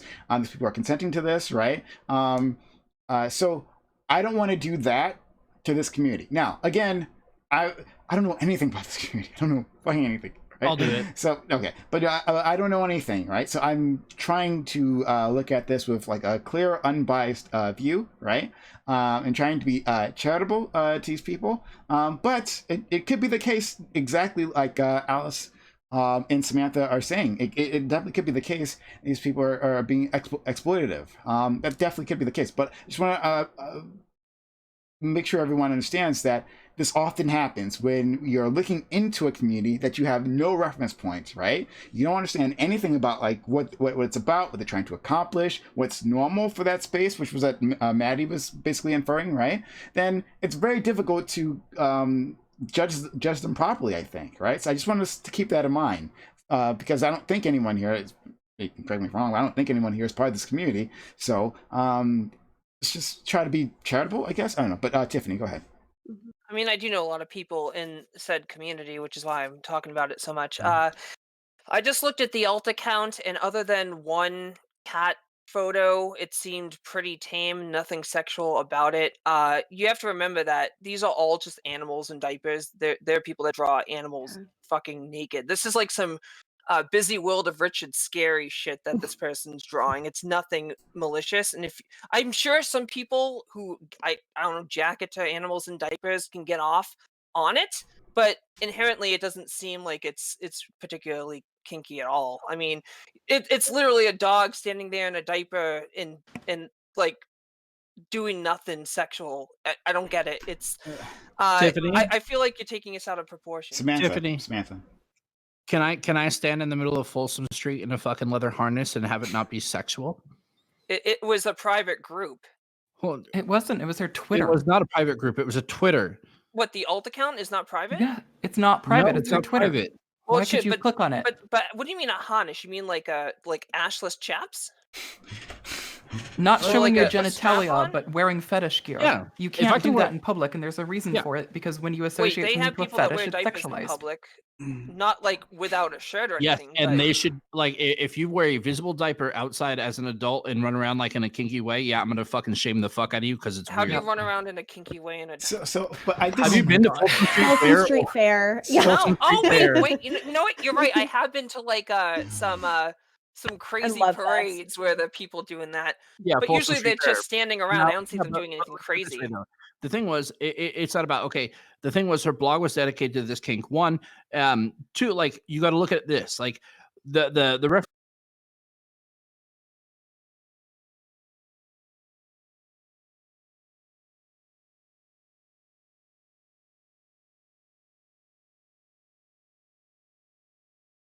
using the child as a reference, no, but I exactly. But don't I'm mind saying her that's where drawing it's going. animals in It's clothes or wrong. diapers.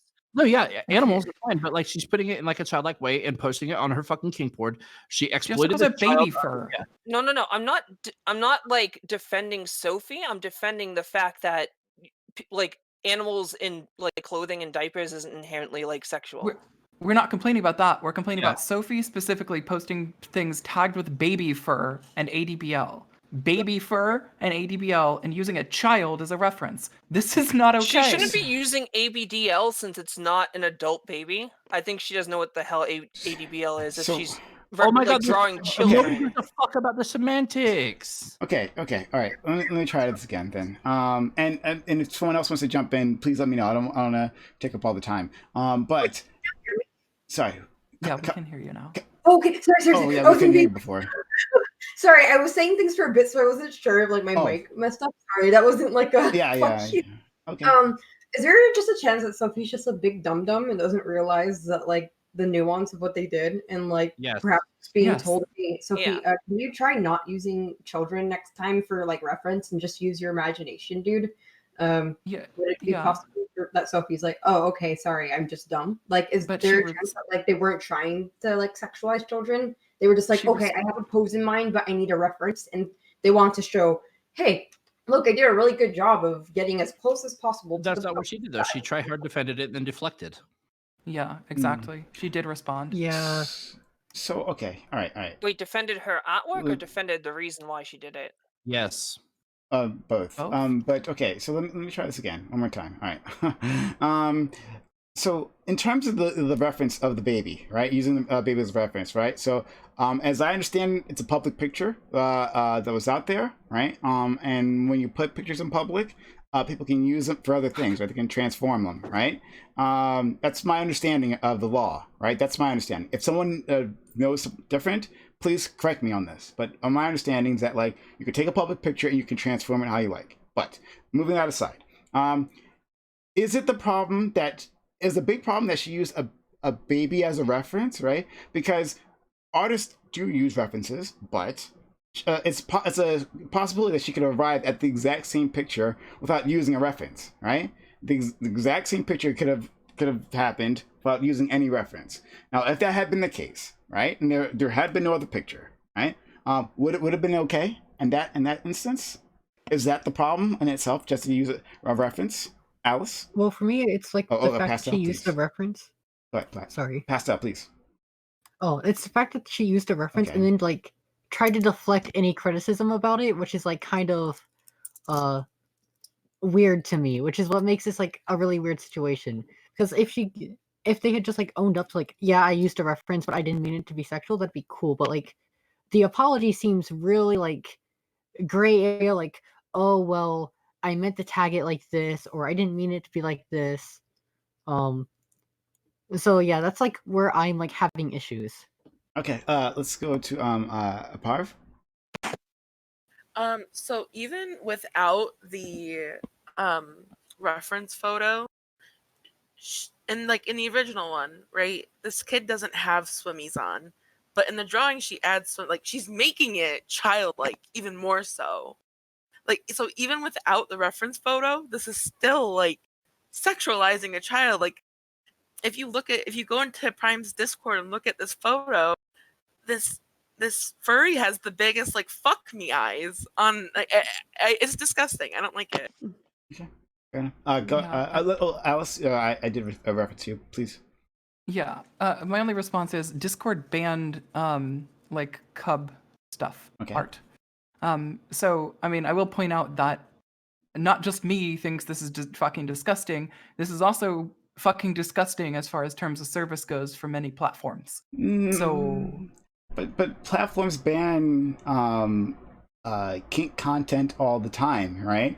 And that might be content that you may other content that you may agree with, right? That's the thing that happens. But- We know this, right? Like this happened on freaking Discord Tumblr, didn't- right? Tumblr Yeah. like shit can literally everything, just like tossed everything, right?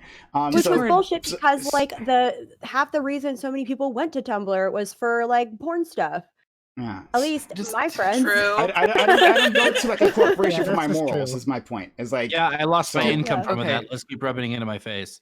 No, Aw, I understand, sorry. and I don't use Discord as my morals. Sure. The problem is for me that Discord originally didn't ban Cub stuff because they were like, not pedophilia, it's just children being sexualized. Don't worry about it.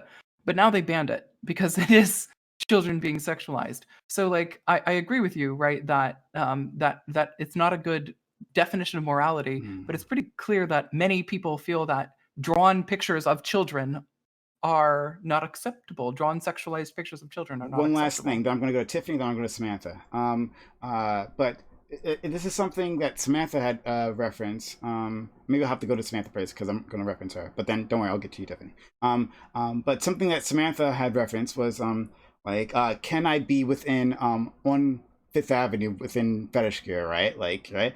And then Alice said, well, once you associate something with a fetish, then it's automatically sexualized, right? Are you sure you want to stick by that standard, right? Because there is a wide world of fetish. A wide world of fetish that fetishizes all kinds of things, right? So you have your balloon fetish, you have your crushing fetish, you have your masking fetish. I know a lot of Trans fetishes. women are I know a lot fetishized. of fetishes. How does You- Prime know more kinks than I do? I know a lot. I don't think he I know. does. I think I do. Tickling Oh, I fetish. think I've I done do. that Trust for... me. I'm deeper in this than you know. But my point is that there are a lot of things involved in those fetishes, right? That are like ordinary objects, right? Ordinary objects, ordinary practices that we all engage in, right? And to say that because it's necessarily associated with that group that is immediately fetishized, right? Like, can you go on Fifth Avenue and start like taking off a series of masks?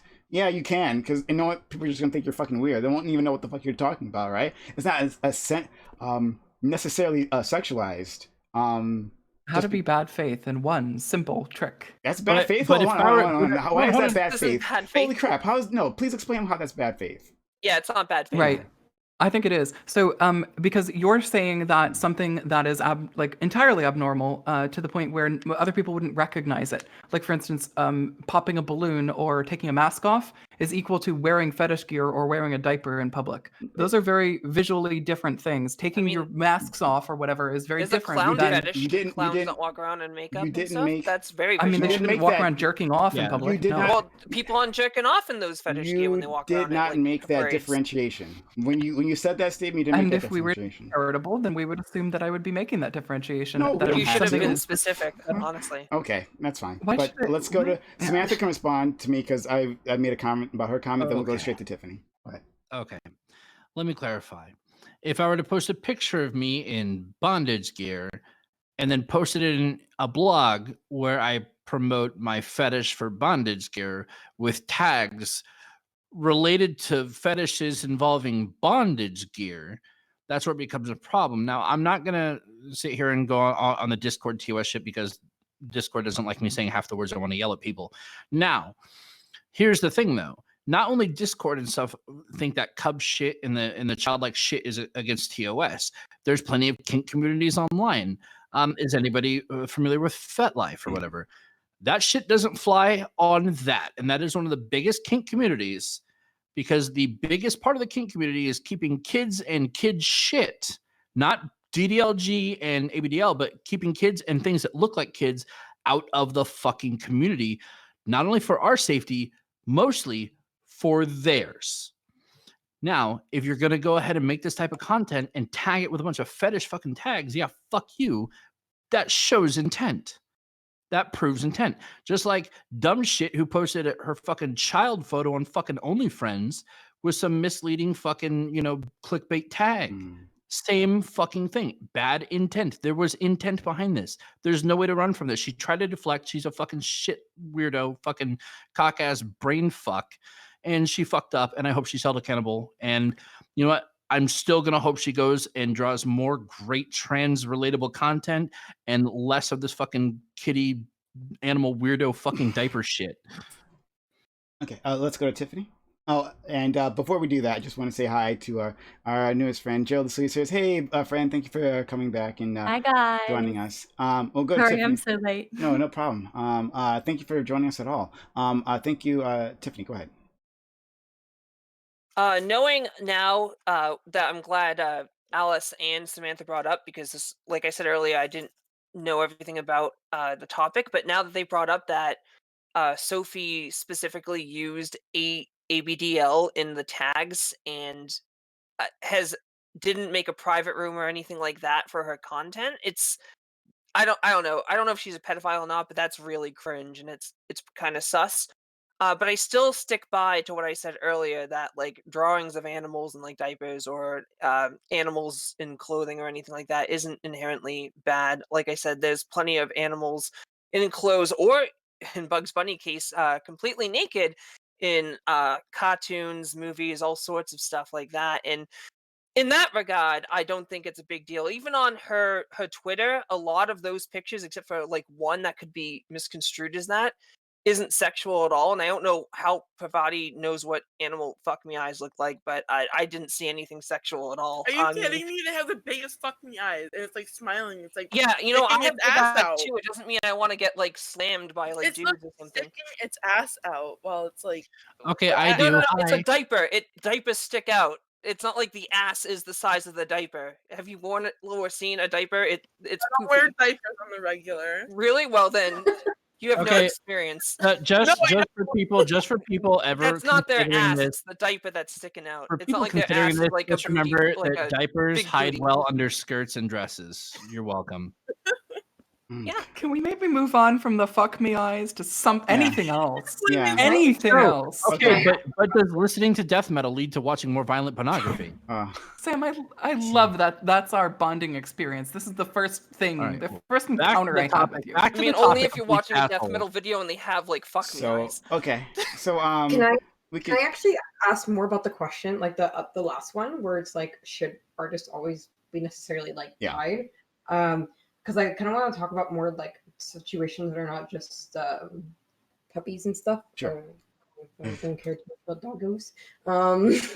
So like let's say in situations where like it comes out that I don't know, like Leonardo DiCaprio is really into, I don't know, fucking chastity belts. Like, does that mean that we have to talk about that all the time? Like, is that, or do we start calling him chastity belt DiCaprio? Like, that's what I kind of want to know as well. It's like, do artists like, yeah, do public personas always necessarily need to be like, do we need to care about what they do as long as they're not hurting people literally? Joe, please. Yeah, I think that's really interesting, right? Especially in the context of like the Armie Hammer stuff that happened recently, where like his cannibalism kink became like this huge news story and everyone had an opinion, and it's kind of like, well, that's his personal life and really has nothing to fucking do with us at all. Yet because it was something that was outside of what is viewed as normal sexuality, it was the biggest story ever, right? I think it comes down to, this is why the art and artist thing is so interesting to me, because what I was thinking as I was listening along to the conversation is it is different when it is the content that is being produced. So in this case, it relates to the actual content that is being produced. Maddie also brought up a really interesting point, which was to do with other people who aren't being platformed at the same time, or in the instance of someone like Harvey Weinstein or R. Kelly. Like with Harvey Weinstein, these were artists who had very viable careers that he ended because they didn't do what he wanted them to do. So in that case, there is a prioritization of someone who is, I don't know what the right word is to use, someone who is doing something we don't agree with, a prioritization of their art and their artistic capabilities over the artistic capabilities of other people. Something I did want to raise directly in relation to this sort of kink and the queer community that I think is interesting is I'm going to get so cancelled. So just hear me out, right? It already happened to me, so you're good. Okay. I think there is a real tender point within the heterosexual community and within the queer community whenever there is any association between homosexuality or the larger queer umbrella and any suggestion of pedophilia. Because historically, a big part of the queer identity is this idea that queer people are sexual predators who are coming for your children. And that is when it is absolutely unacceptable. Like, and now as sexuality, human sexuality has changed and the gay consenting adult is seen as quite normalized, pedophiles are now the number one external deviant. The thing that is interesting to me is that, like, for a lot of people in the queer community, they have stuff to talk about when it comes to age gap relationships, I will say, and instances of inappropriate sexual behavior as youths. But there's no space to talk about that because it is people are so hyper vigilant about protecting that space and making sure that the separation between queer people and pedophiles is really clearly delineated. And I think it means that when we see art like this, especially coming from a queer creator, we might react. I'm not saying we are in this instance, but I'm saying I think it is a more sensitive topic than it would be if it was a heterosexual creator. Oh God, these fucking gays. I definitely agree with what Joe just said, and it's this is a sensitive topic, and for good reasons, for absolutely good reasons. This is a topic that should be treated with the utmost care, right? Because we know the history, right? Like, in fact, I remember in college talking to some people within a circle, right? When the subject of homosexuality came up, right? This is long before. Well, this is a while ago. In any case, but like someone who was trying. I guess he was like trying to reach out and to say that, like, oh yeah, I'm cool with the gays, right? Oh, but also, like, gays shouldn't be like allowed around children because they mess with them, right? But like this person was literally trying. He was trying to be better, but this is what was in his mind, right? So this is in the zeitgeist, right, when it comes to the homosexual community. So you met my dad. But I don't know how that relates. I'm sorry, friend. But no, I get why it's quite sensitive. Now, I don't think what Joe is saying like necessarily invalidates what Alice's opinion or anything like that is. I'm just saying I think it sets a context as to how these things are viewed. Yeah, I agree with that setting. Anyone else can jump in? No? Okay. I would just like to say, like, I'm gonna go back to the overarching theme here. I have a problem with what Sophie did. That's besides the point. Her art or her comic line of a assigned male has a lot of positive utility, and I really hope that Sophie keeps going forward with that.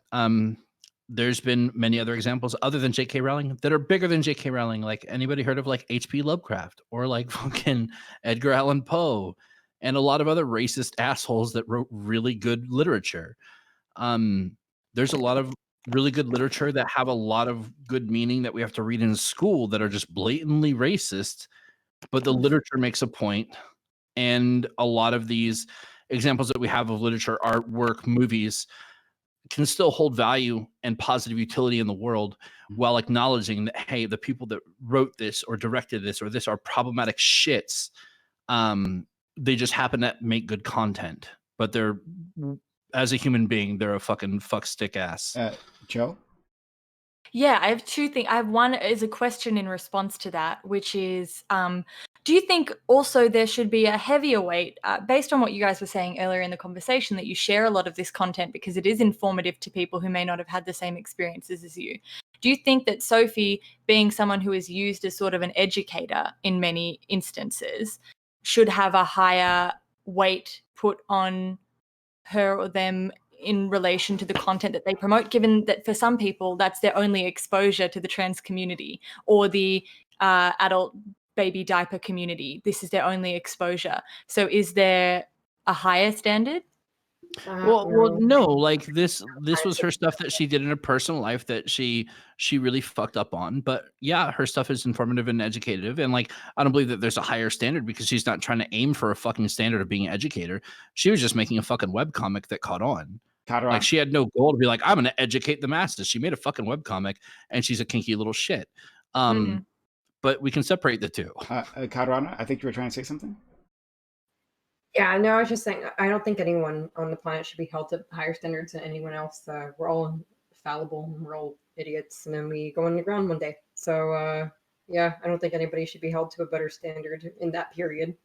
I don't think, we could... like anyone in the military should be held at lower standards than a school teacher. No, but you think maybe we could say pedophiles aren't acceptable? But okay, so this is the thing, right? So like we can understand that. So this is controversial, right? Lots of people are split on this, right? I'm sure within their community, right, within Twitter, right? But if we can understand that like art is something that you put out there and like it's out in the world, people can judge it for what it is, right? But if this is controversial and there are a sizable number of people who think this is okay, right? Like, what space is there to? I mean, like, what are the actions that should be done? What should be taken? What should be done with a person like this who's put this artwork out, right? Because you find this quite offensive, right? And that's fair, that's valid, right? Other people don't. Should action be taken? Like, should this Twitter be taken down, for instance? Is that what should happen next? Like, what do you think, Alice? What do you think should be the next step, especially since this, you can at the very least admit that not everyone agrees with your particular opinion on this, right? So, like, what action should be taken? What would be fair? Right. I mean, this is a discussion topic. So I don't think I'm gonna ascribe like some sort of specific action. You know, I'm not saying go cancel her, go yell at her in Twitter. I'm just saying, you know, I'm not gonna be able to on my own. I'm not gonna be able to advocate for any of the material that she has. I'm not gonna be able to use her material anymore because I can't separate the art from the artist. Okay. I'm not gonna be able to link her art. It's like Stone Toss. Stone Toss has some good comics sometimes, and he's also a fucking Nazi. So I'm not gonna share his comics. Stone Toss, unironically, actually does have some comics that are actually good.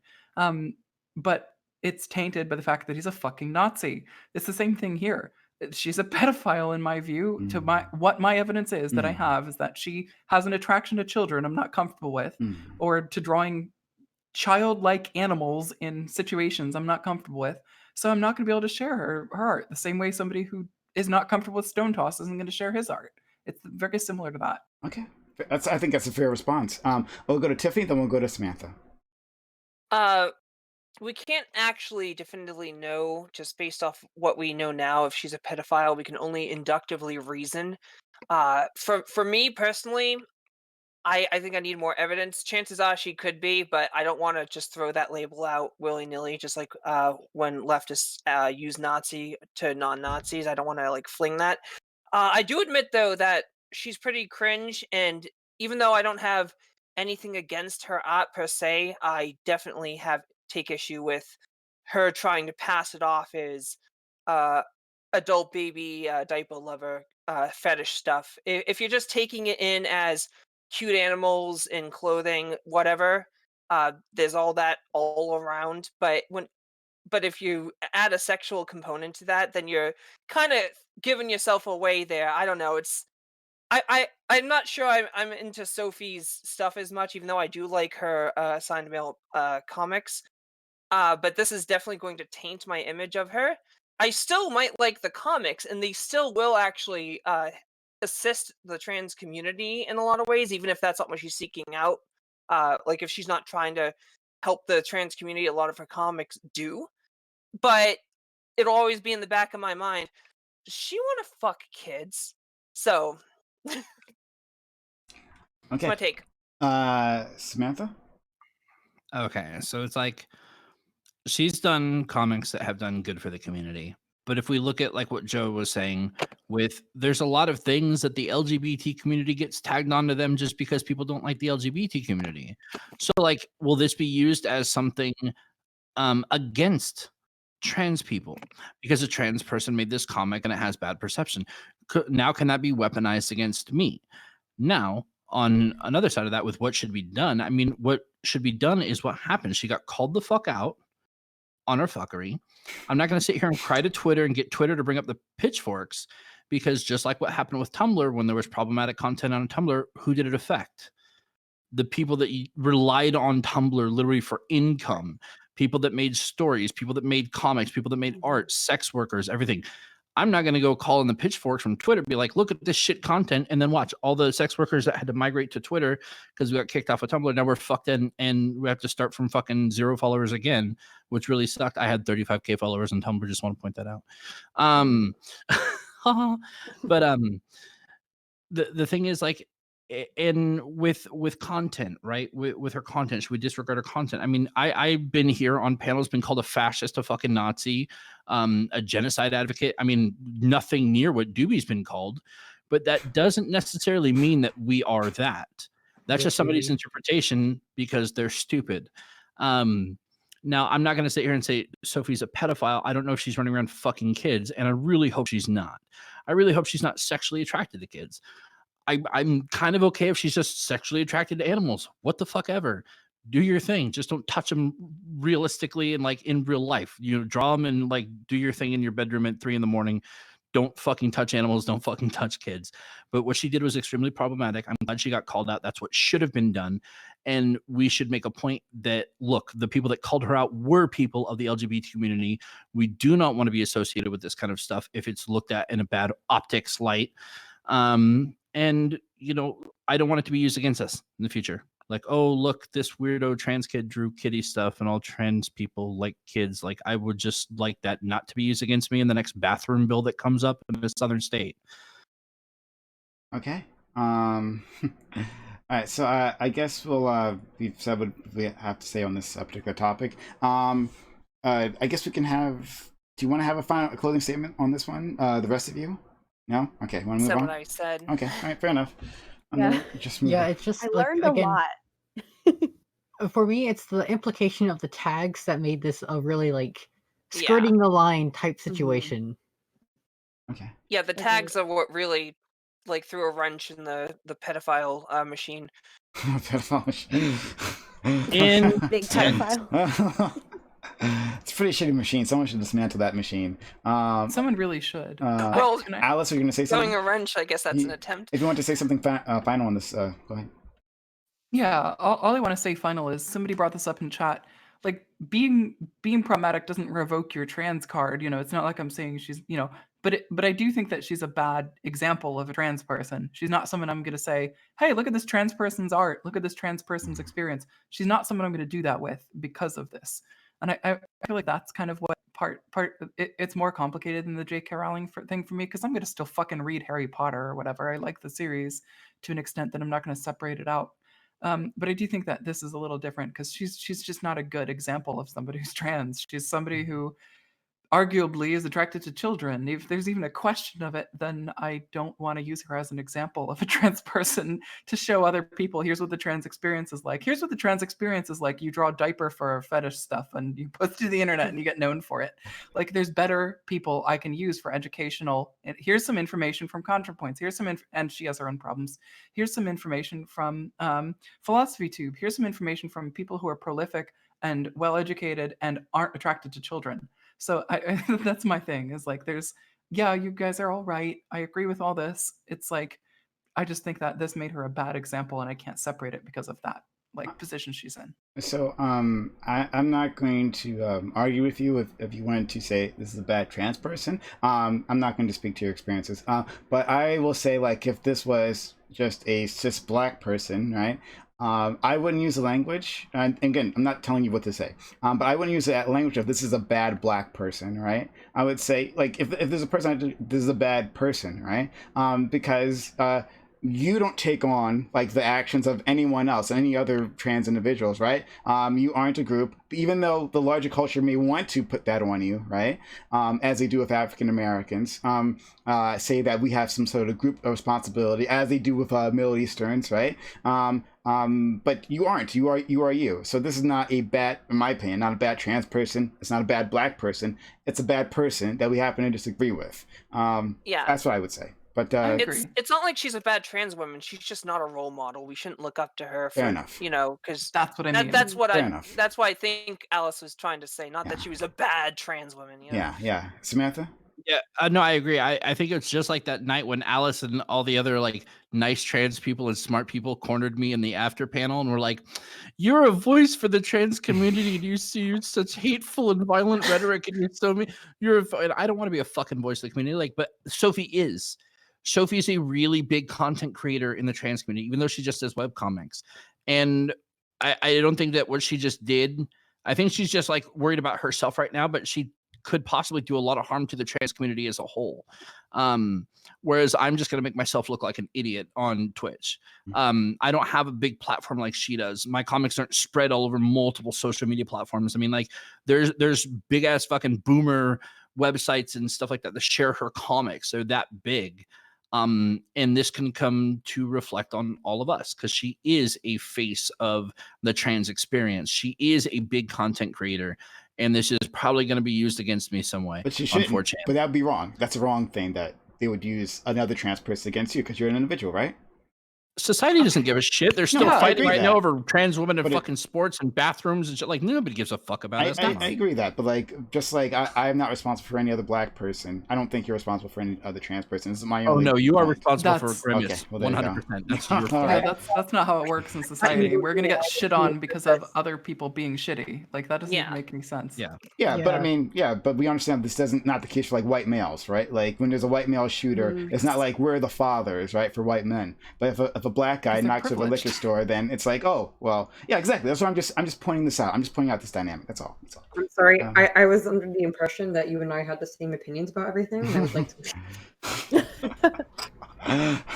Well, I mean, we did sync up during the meetings, but it's been a while. I've missed a few, right? And so I'm not synced up to the high line just yet. Well, But I'll meet you next time. We'll meet up. Don't worry. so okay, so we can go on to our last topic. All right. Oops. Which is labeled topic 2. But anyway, China has dramatically increased its prosecution of Muslim minorities in the Xinjiang province through the formal court system, handing out long prison terms for dubious charges such as picking quarrels, right, and giving gifts to overseas relatives, a rights group said on Wednesday. These criminal convictions are in addition to the detention of an estimated 1 million Uyghurs and other mainly Muslim minorities in internment camps in Xinjiang province. Do you think a formal UN or HRW investigation will provide proof of wrongdoing? HRW, Human Rights Watch, excuse me, United Nations or Human Rights Watch. Do you think that foreign intervention is warranted, and that and what kind of actions would world leaders have to take to stop wrongdoing from continuing without harming people in the process? I am not a fucking narrator, okay? I apologize. It's not my skill. I try my best. And it's not working out for me. All right. Anyway, so Samantha Banana, thank you again for submitting a topic. We really do appreciate it. You make this a lot easier when you do that. But Samantha Banana, this is your topic, so I would love for you to start us off. Actually, she's not here right now, but I would like to credit. I've been working together hand in hand with Eris, and we've been coming on the topics together. So part of this goes out to her because I ran it by her. 2, I would actually like to go last on this one. I want to hear everybody else first. I'm excited to get on this topic, and I would like to go last before everybody cancels me. Okay, all right. Joe, this is yours. Would you like to start us off? I know okay, all right, friend, you're great at so many things. Streaming may not be one of those, but What are you talking about? I'm a professional streamer. I'm very good at streaming. No. Look, it's tricky. I don't think anyone has a great answer for this, even people whose full-time job it is to come up with an answer to this. I think to be consistent politically, I have to stick with no military intervention because I'm an anti-imperialist. I do not believe, even in this case, that it will necessarily, if we look at harm reduction as a whole idea, right? I cannot justify a military intervention knowing that it will firstly be successful or secondly result in less harm, right? What I would suggest that be done is firstly international alliances. The US has great relationships with significant Muslim majority countries, including countries like Saudi Arabia. So getting together coalitions like they do for situations like Yemen to try and coordinate some sort of impasse with China, public pressure in terms of more than just Marco Rubio being the only person to speak out against this.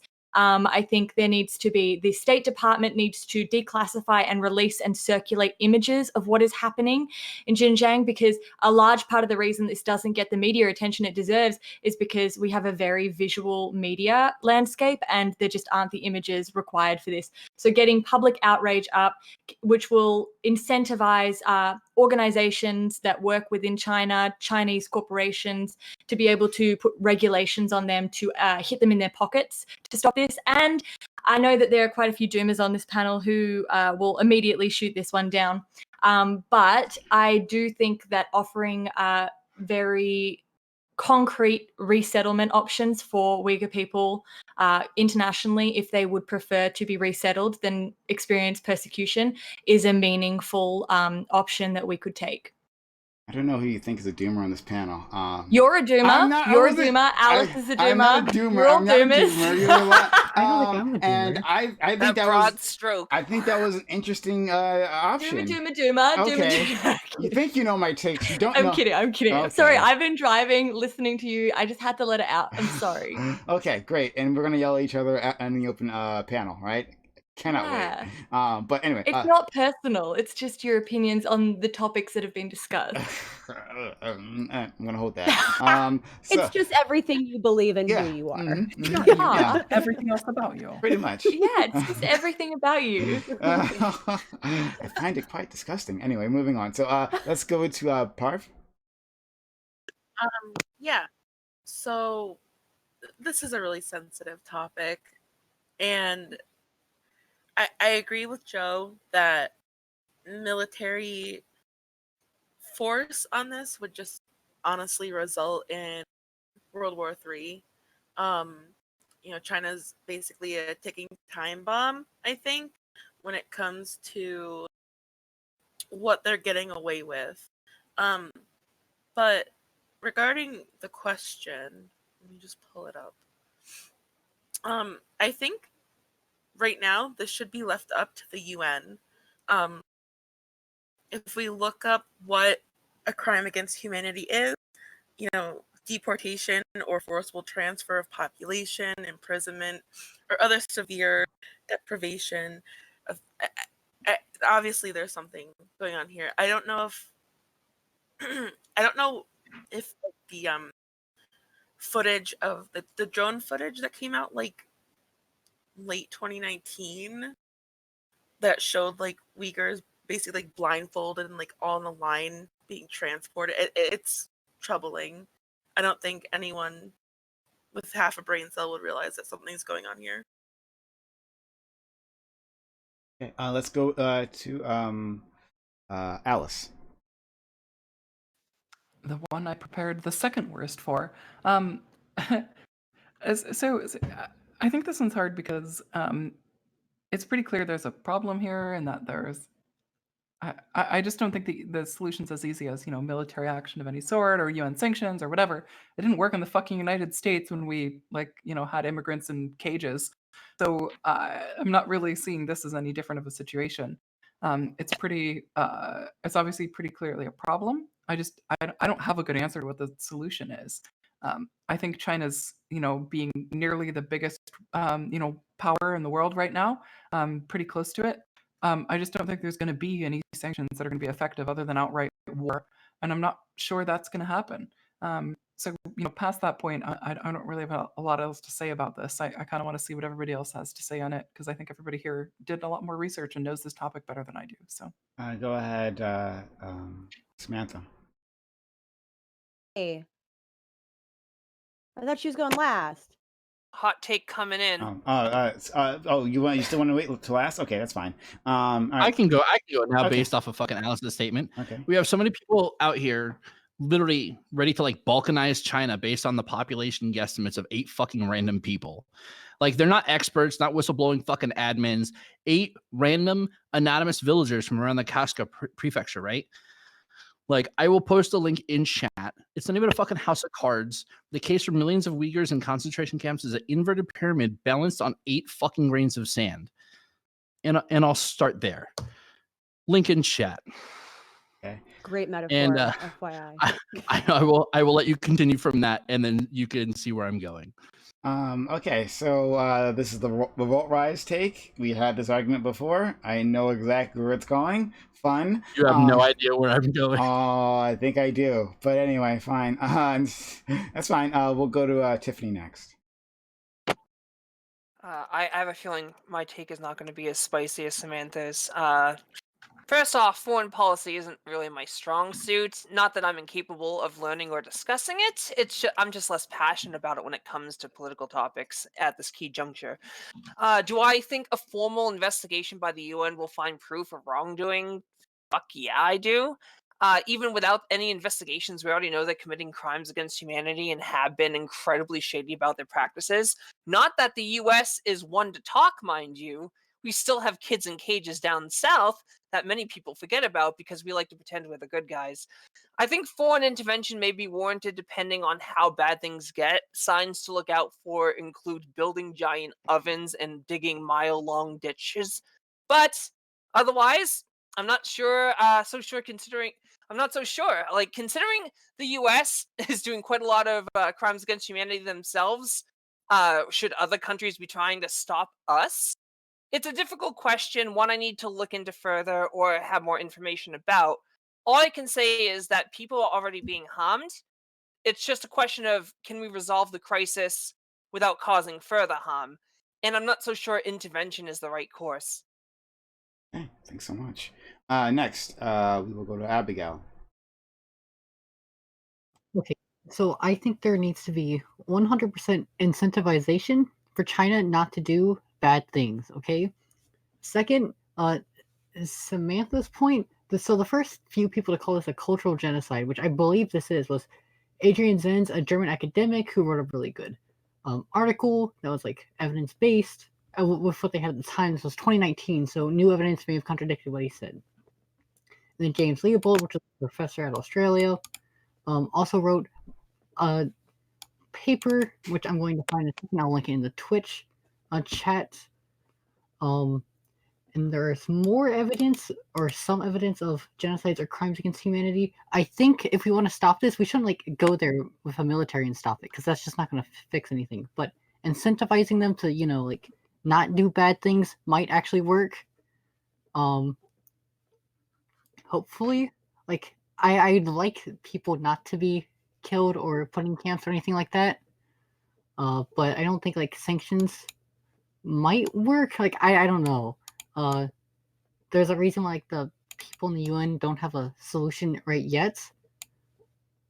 So yeah, I don't know. I just would like to see the countries around the world try and like band together to get China to stop doing this. Okay. Thank you. I'll go to Maddie.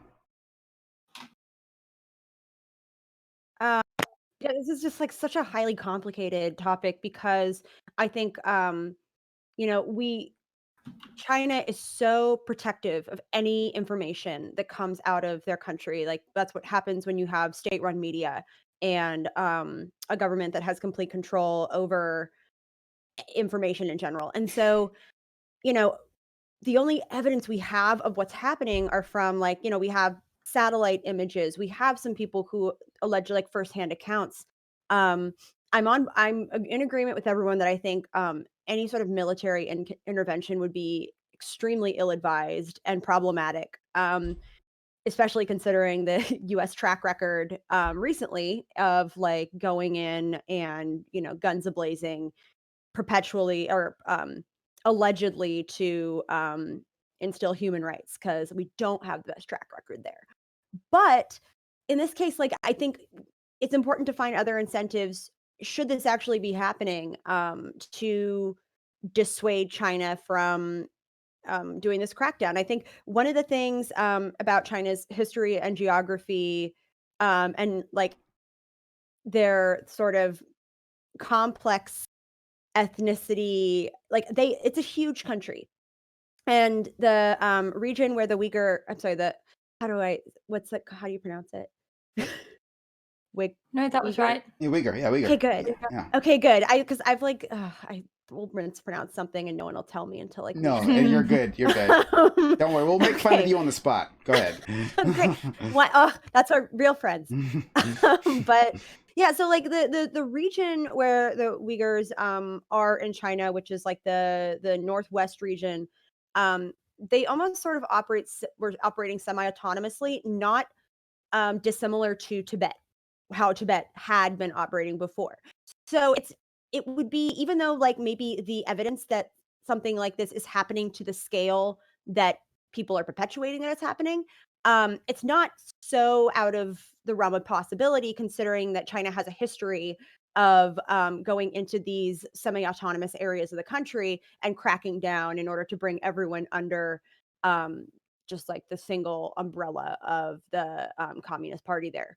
But I think the UN is just, I don't know if they have the fangs to like be able to do anything meaningful here.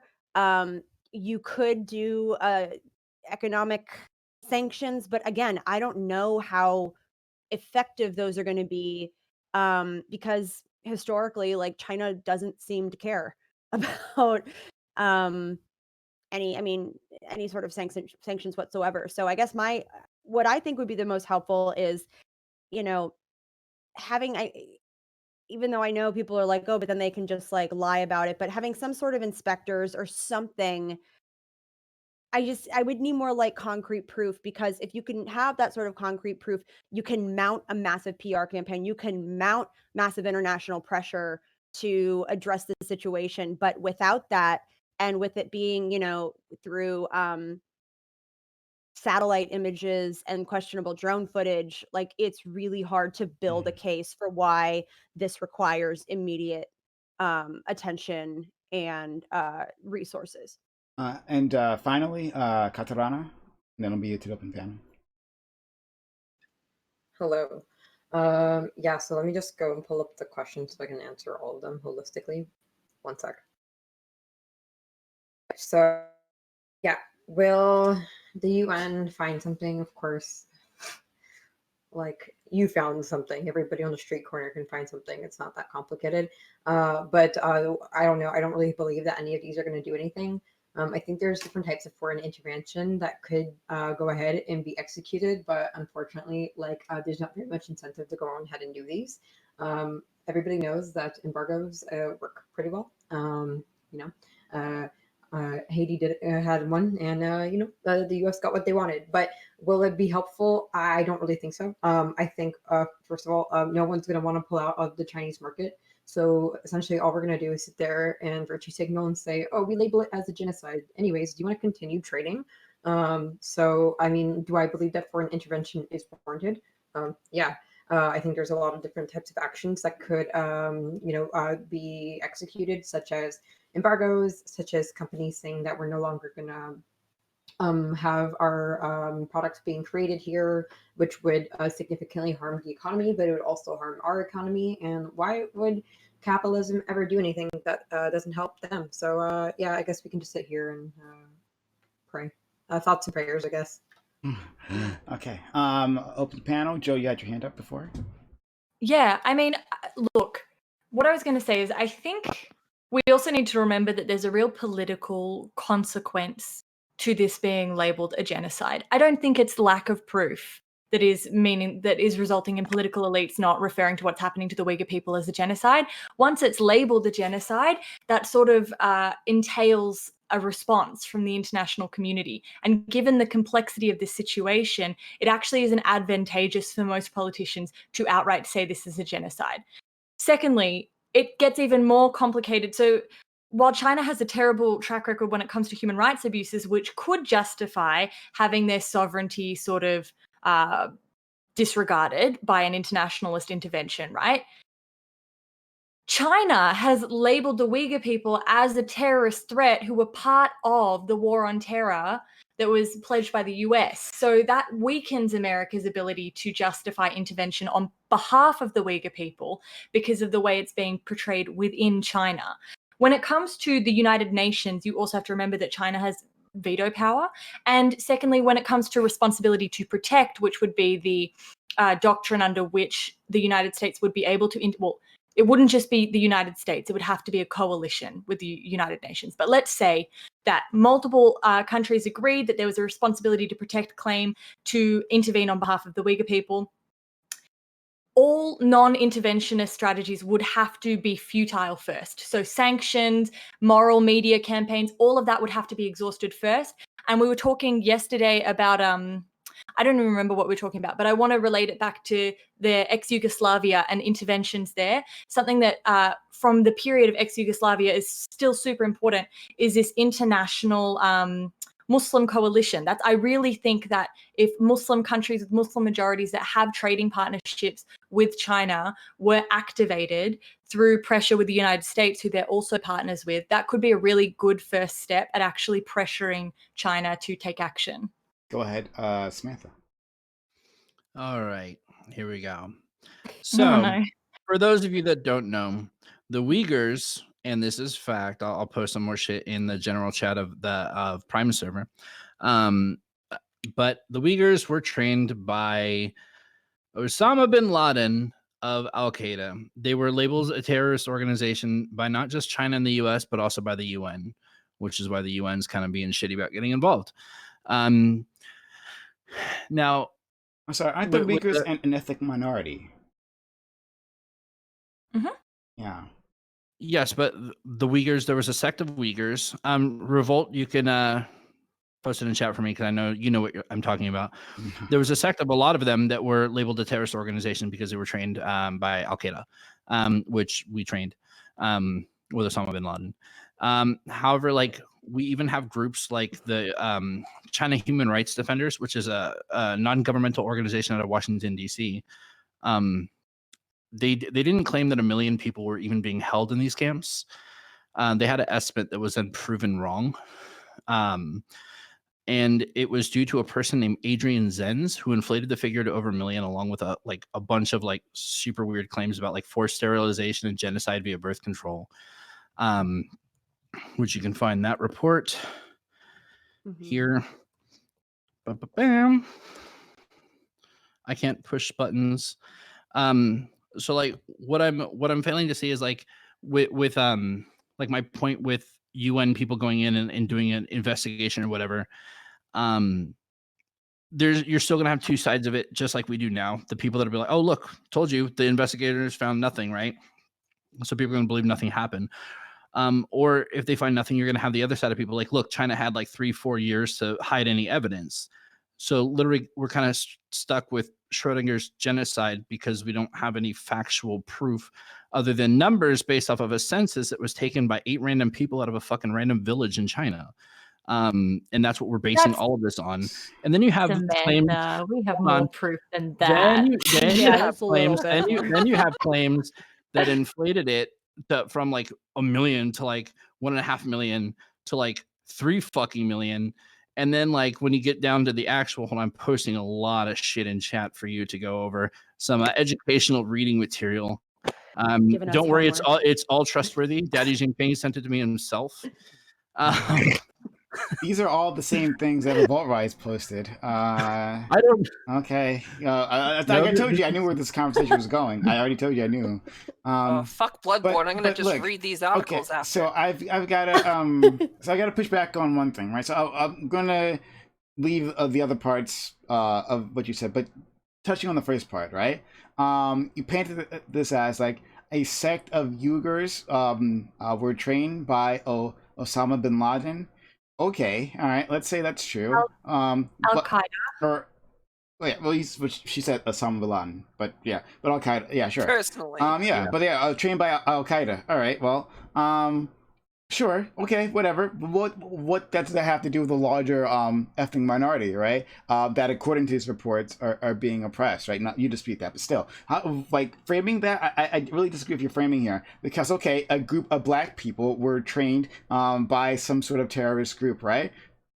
Should we then draw larger inferences about the larger ethnic minority? Like, no, we don't do that, right? I'm not talking about whataboutism. I'm talking about China. No, but you're painting this as like a group of people were trained as terrorists, and then you left it at that. And you didn't say like the name of the group, right? You said Uyghur, right? It's terrible. One second, framing. I'll pull that up. I fucked that up, but here, Okay. let me pull that up real quick. All right, fair enough. Uyghurs trained by Al Qaeda. Because aren't they just referred to as Uyghur separatists, like the separatist movement Yeah, within like the that's group of why. people? And this stems from the 90s where, and this has like been in with all ethnic minorities in China, is this anti-Han sentiment, and that has translated like similar to Tibet. What is happening now with the Uyghurs? Yep, Uyghurs. Come on, all right, I got it. I got it. But like it's the same thing that's happening there, and it's because otherwise, like the Chinese Communist Party, and especially those who are in power and like the ruling class, are primarily Han Chinese, and there is a decent amount among Han Chinese of discrimination against ethnic minorities and within China, and so the sentiment's been building for a while, but I know like there had been some separatist movements and militants that resulted from the 90s through now in some violence. But I guess that's, I don't know if I have a point. I was just setting the stage. Fair enough. Great point. But you're making a great point, and this is something that I was talking about yesterday. The fact that with separatist movements and this sort of thing, you actually can't look at it in an ahistoric context because this does go back to that post-Cold War era. And pan-Muslim movements, the movement of Muslims across countries to help out with fights, has like jihad has a very strong historical context. That the way we viewed it over time has changed, but there is an important historical story there to tell. And you're very right about the Han majority, which means that, obviously it's going to be difficult for Uyghur people to have their claims sort of heard in a fair way under a Chinese system. And I think, Prime, the only point that is being made about like Uyghur separatists being trained in militancy is that it makes America's justification for intervention incredibly difficult when the groups that they were trained by are part of the justification for the war on terror. It makes it hard to be like, we bomb these people because they're the bad guys, but for some reason we're going to bomb China because we actually support the bad guys here. It's difficult to be consistent on this issue. I understand what you're saying, Joe. I'm just saying, like, we shouldn't buy into that framing, right? Because, like, even if that's the case, that's a Uyghur separatist group was trained by that. Well, let's say that it's a separatist group, not Uyghurs in general, not like African Americans or Middle Easterners in general, right? A group of people. And I'm the first to acknowledge that there's a genocide occurring and that something needs to be done. No, I don't agree. think military intervention. This is to Samantha. This is to Samantha. No, Samantha, go ahead. Samantha. Oh, and then Pastel and Tiffany. I didn't see your hands up previously. Sorry. Go ahead, Samantha. Okay, I wasn't raising my hand. I was. I'm looking through my Steam wish list. I mean, paying 100% focus Gotcha. on the Great. topic. Samantha, Wonderful. then Anyway, Pastel. since the September 11th attacks in 2001, the PRC government has strengthened its involvement in multilateral and bilateral counterterrorism efforts. This is from Wikipedia. I posted a link in both the chat and your Discord, Prime. As a result of these efforts, some Uyghur separatist movements have been labeled as terrorist groups by the United Nations and the U.S. Department of State. On top of that, we do hold some Uyghur separatists in Guantanamo Bay. Just want to point that out. There have been allegations that the Chinese government has been applying charges of terrorism at an inconsistent and sometimes politically motivated manner, which we can't prove or deny because get information from China. China has since embraced America's global war on terror. So like the U.S. just delisted them last year as a terrorist group. However, they're still not delisted by the UN, I think. So it kind of puts us in a weird pickle. Can the UN intervene on behalf of people that they also list as a terrorist organization? It's gonna look really weird. Okay, but things look weird. I understand Joe's point. I understand your point here that things look weird, but sure. But the U.S. first of all is inconsistent all the time, right?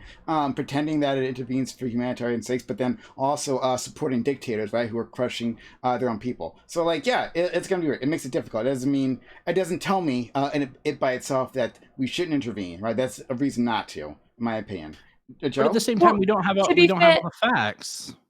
Yeah, I think it's I'm not replying to Samantha, I'm replying to you. Okay. I think it's a moot point, really, because unless you're arguing for military intervention, it doesn't matter because you're not actually going into the country. If you're arguing for international coalitions which use private business and civil corporations to, even the American Bar Association, I sound like Tiffany. The American Bar Association, you sound Australian.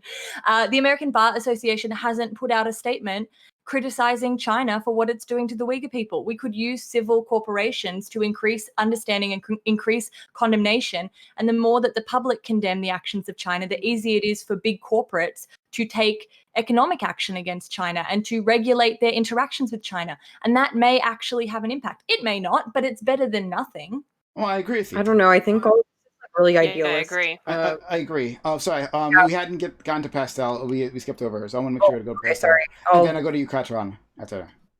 So in the PDF you linked, in the summaries of the major findings, the first major finding literally says that one Uyghur region was set an unprecedented near zero birth rate, a mere 1.05 births per mile, compared to the 19.66 per mile in 2018. So it seems to, and in the major findings, it goes on how there seems to be We're talking. Is that the one from Adrian Zenz, who's like a literal CIA hack? Do we know that? It's from the CIA hack based off. It's from the Jamestown one you linked. He's a legit Fed. How do you want to we know put that? in the post too, so we can look at the link? Okay, but finish your point, Pastel. Anyways, if these have been completely disputed, from other people, then they're not true. But it seems that at least this person had found some evidence of something going on. And again, I completely agree. Some corporate sanctions or some just approve or showing disapproval for what China is doing on across all levels, across all countries, should hopefully put enough pressure on China to where they don't do this, right? Or if we can again trying to incentivize them, because I don't think any sanctions are going to stop them. I think possibly we could stop them through incentivization if we can make it really, really favorable for them, which I know this is going to be probably a very unpopular opinion. But if we can make it really, really profitable for them to not do this, maybe they won't do it. And I think that's far better of stopping a potentially not genocide if it means economic losses. Especially if this is shared across the entire UN, so it's not just one country taking the entire hit. I think that would be really cool. But I do think we need to be building pressure to show this isn't okay. Even if this is just camps being made, that's still pretty not cool, and we need to be doing something to show that this isn't cool. Ethnic cleansing, yes, is Not very not cool, cool. China. Very not cool. Not cool, China.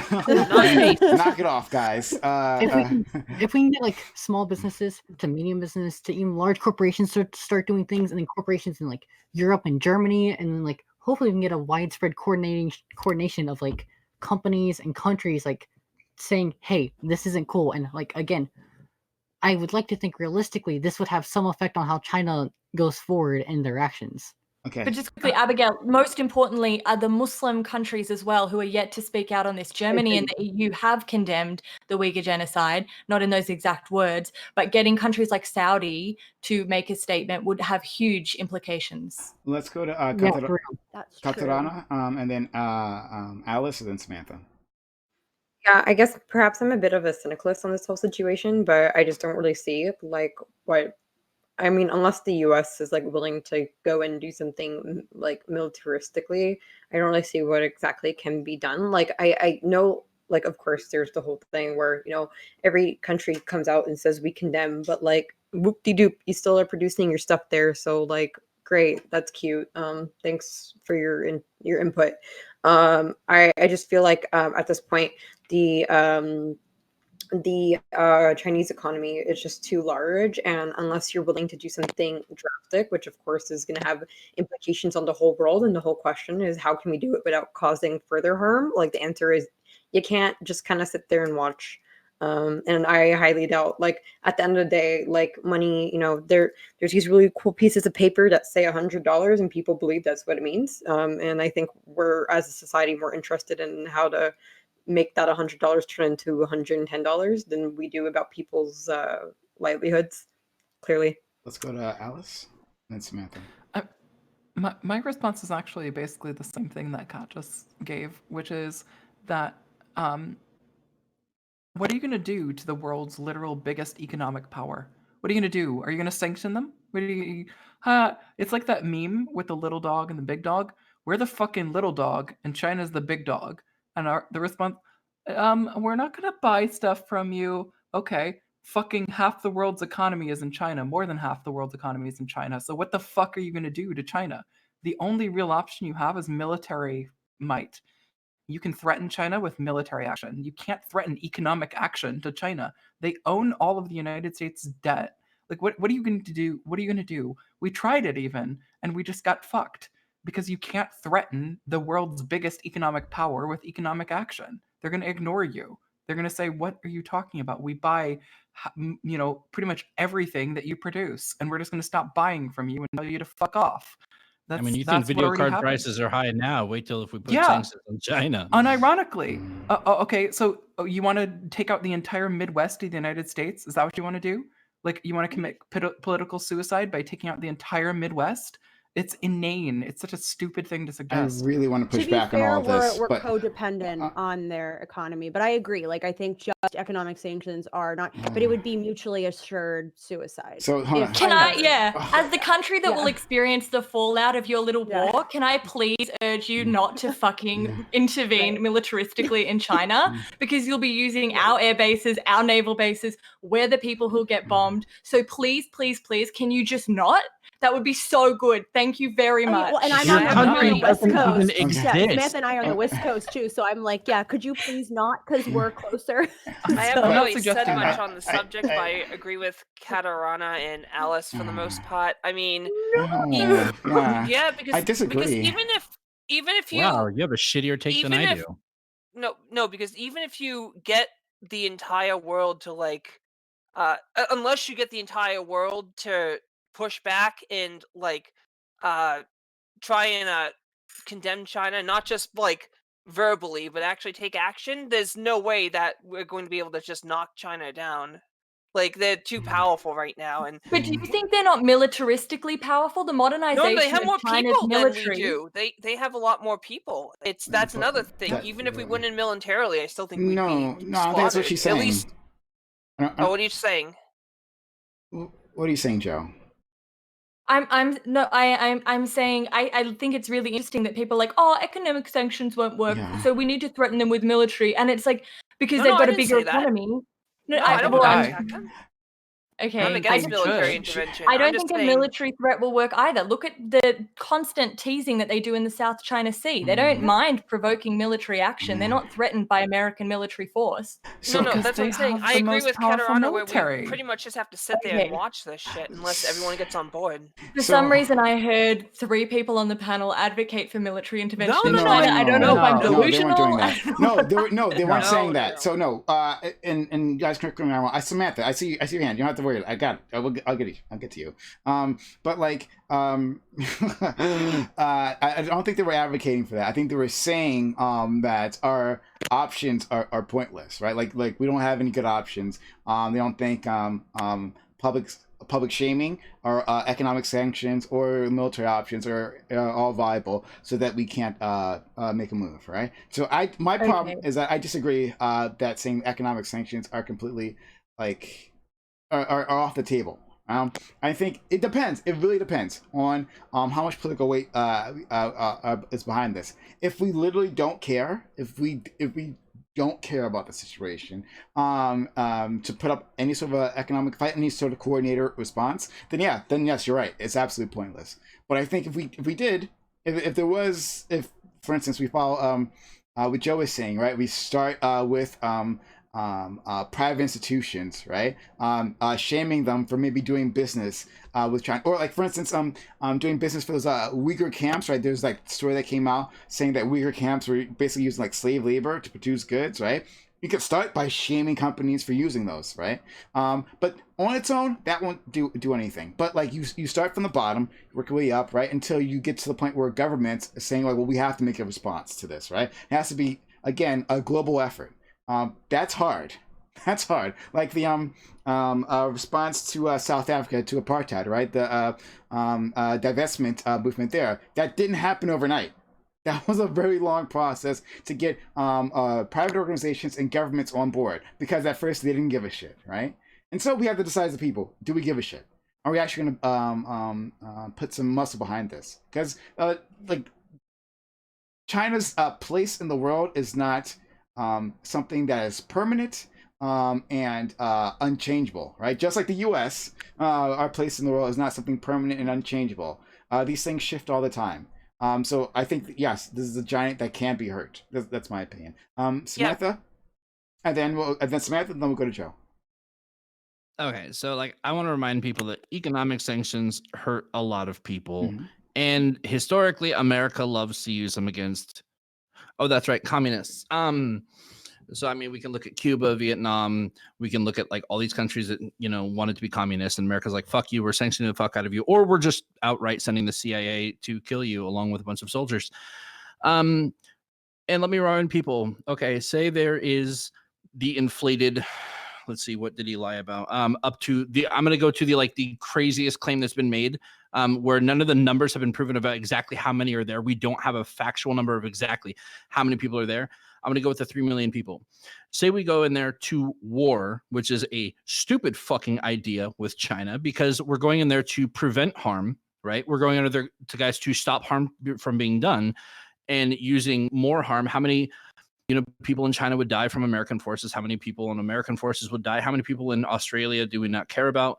And all this, how many lives more need to die to prevent the death of others? Like, it could end up being worse, especially with 2 massive nations with huge armies, navies.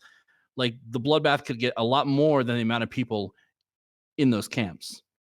And is that worth it? Like, how many lives is worth how many lives? You're getting into that thing.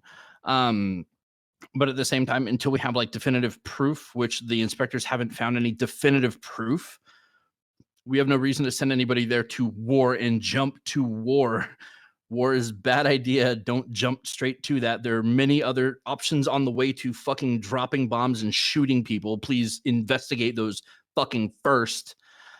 Before we go into that, sanctions can be good. However, sanctions with China already has a lot of really bad, poor slums, poor ghettos where people are fucking dying and starving. This would just China would rather just starve them out than fucking deal with us. They don't have any reason. We would be hurt more by sanctioning China.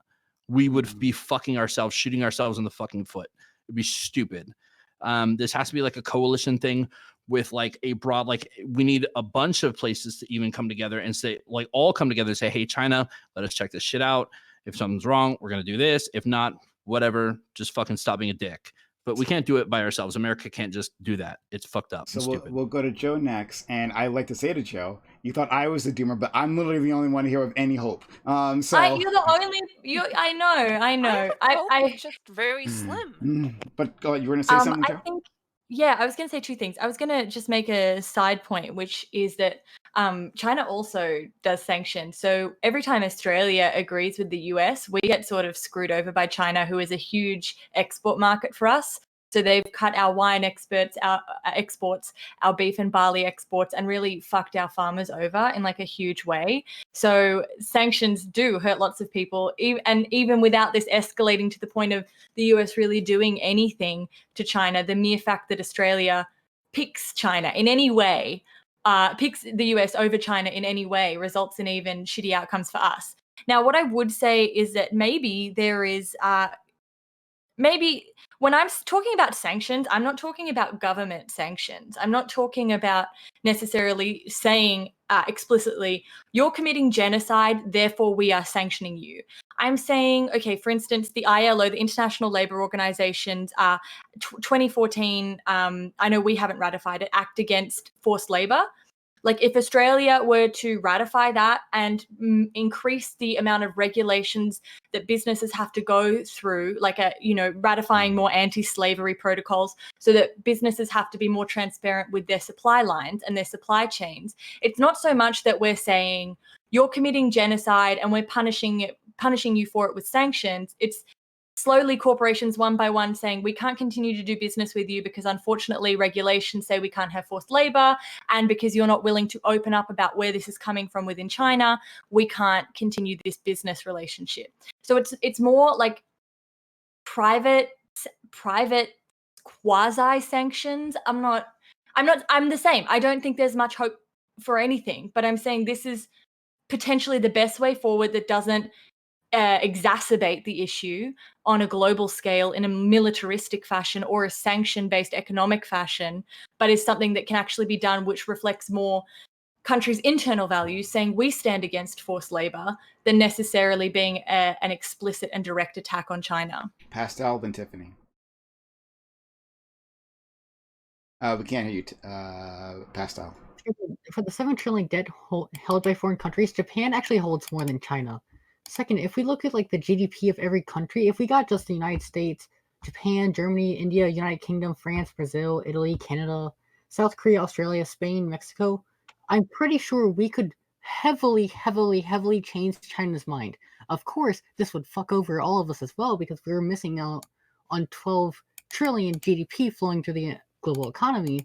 But like, if it's coming down to, hey, should we just allow a genocide to happen? Which like, I agree. We should probably be like getting more evidence before we do any of this. But like, if it comes down to it, and if it seems to be like going to not really harm as many people as we'd be saving, I think it's definitely possible for all these countries to band together. Because the only one we're missing out of the top 20 would be Russia, which is only a 1.5 trillion GDP, and China, which is a 12.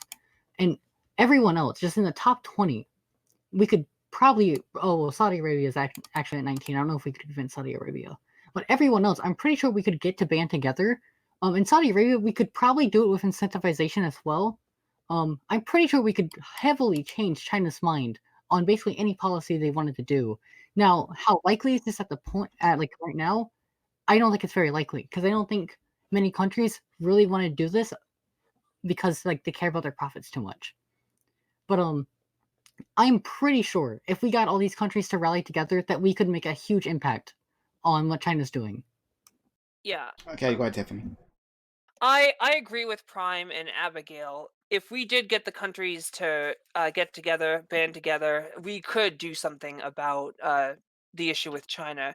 But it's going to be extremely difficult. And I see Samantha Banana's point. If we're not doing anything militarily, which we shouldn't, that would be an utter disaster. Even putting sanctions on China, even if there's like a long-term goal and there's like a plan, we're still going to be harming people. So we just have to balance the harm mitigation as opposed to other alternatives. Like, I don't think we should just sit here and watch, but just be in mind, if we take any actions like that, people are going to suffer for it, even if it's not like in a war. Mind you alone, the United States has 10% more share of the world GDP than China does just on its own, literally ignoring every other country. But it's not just about GDP; it's about supply chains and exports. And like, if you do too much sanctioning, like people get fucked. And it's like, as I just said, Australia's export market is huge in China. Like our economy and our internal economy is super affected when China's like, actually, no, we don't want to buy your beef. It really fucks us. And Maddie, you have to remember. Sorry, Maddie was going to say something. All good. I was saying, one other someone in my chat like brought up that I thought was interesting is there's the question of like sanctions on China or Chinese industries, exports, or imports, whatever as a whole. But there's also a question of potentially sanctions on individual leaders from China. And it's just an interesting thought because that's sort of the approach we take with Russia. as opposed to other things. Obviously, with Russia, more recently, we've taken those measures a step further and implemented them on industries. But it's an interesting thought seeing that a lot of these policies in China are directly coming from their leadership. So if we wanted them to listen or potentially rethink things, there's always the option of imposing sanctions, not on these larger industries that, yes, would disrupt supply chains and harm, real people and businesses, for people that are just trying to survive and they happen to do business with China. But in this case, more directly affects the people who are imposing these policies. Okay, go ahead. Good idea. Tiffany. I just wanted to build off what Silly Serious said in response to Abigail. We can't forget either that when Trump was at his doing his trade war, that farmers and other companies got slammed real hard in America. So it's not all just about GDP. We have to be cautious on what goods are sanctioned in turn. Oh, yeah, I completely recognize that. Like, I wouldn't say, like, if we would have far more consequences from, like, even trying to pull this off than what we'd actually be saving, I wouldn't advocate for this, right? But I think that the notion that someone said earlier that, like, sanctions just wouldn't do anything at all, I think is absurd. Especially on, a global, like, alliance or scale, sanctions could 100% have an effect. So you remember the part where I said that sanctions don't work from just America, and I said that we would need a coalition of fucking nations to come Well, together and do that, right? I don't think Or you did said you it. I miss think that someone part? else said it. Oh, okay. I I said don't it, but I remember. said It it was in the same context as Samantha well did. then- That you well, can't then just my bad. Yeah, it's okay. If you tried to sanction, and we tried this and it did not work, you can't just, as the individual country, sanction China. You need to Yeah, you have to work be as a a cohesive yes, unit if we're going to yes. get anything done. And And I even mean, then, I don't think I you wouldn't got bring 12%. France into play with the coalition because right now they're trying to put Muslims on a fucking registry. So fuck them. Yeah, I really just don't think there's enough countries that have enough power to make China actually afraid of sanctions. Like, I think we can make it inconvenient, but what we're going to do is we're going to say, hi, China, just so you know, we're going to sanction you. And then China's going to say, okay, all right, well, then we're going to sanction you back. And then we're going to quietly roll back our sanctions. And then we're going to be in the same spot we are. And Yep, US because is going to have people we'll in feel the cages. effect of And the sanctions. Prices will go up. Companies will have to shut down and move their production, like Harley Davidson, to fucking Vietnam, and Yeah. like it'll get crazy. We'll just move to other countries rather than China because that's what we no do. real We skirt result. the lines and skirt the rules. Karana. Nothing changes. Yeah, so I think it's very feasible for if we were to go ahead and do sanctions. Like everybody kind of like kowtows to the U.S. Like if the U.S. does it, they'll be like, ooh, whatever you say, senpai, we'll do it too. But I don't. Once again, like it's gonna hurt us. But do you guys ever consider that America just doesn't fucking care? Like at the end of the day, like that's just kind of the way I feel about it. The US has basically sat there and kicked up their feet for like many genocides over the years, and they don't fucking care. So like we had a really sexy, very cute Rwanda genocide. It went great. 10 out of 10. And America doesn't care. They just don't care. As long as it's a country that is not hey, I can keep on buying shit. I don't care. That's the way capitalism works. Like, whatever, kill your fucking population. I like you. But is it fixing your my bottom line? Am I still getting the things I want on time? Are prices still cheap? Great. I don't care. Like that's it. That's the way it works. Like no one. So I made this point previously. Because no one cares. So I made this point previously, and I'll look. I agree with you, right? And I've said this many times on this channel, like how America is hypocritical in terms of its priorities, right? So like I watched your speech, 100%, right? But I think America can be forced to care. America, right, didn't give a shit about the South Africans, right? Not at all, right? If you think Black Lives Matter don't matter now, they mattered even less back then, right? But there was a international coalition. It was like a groundswell movement behind it, and South Africa produces a lot of goddamn diamonds, right?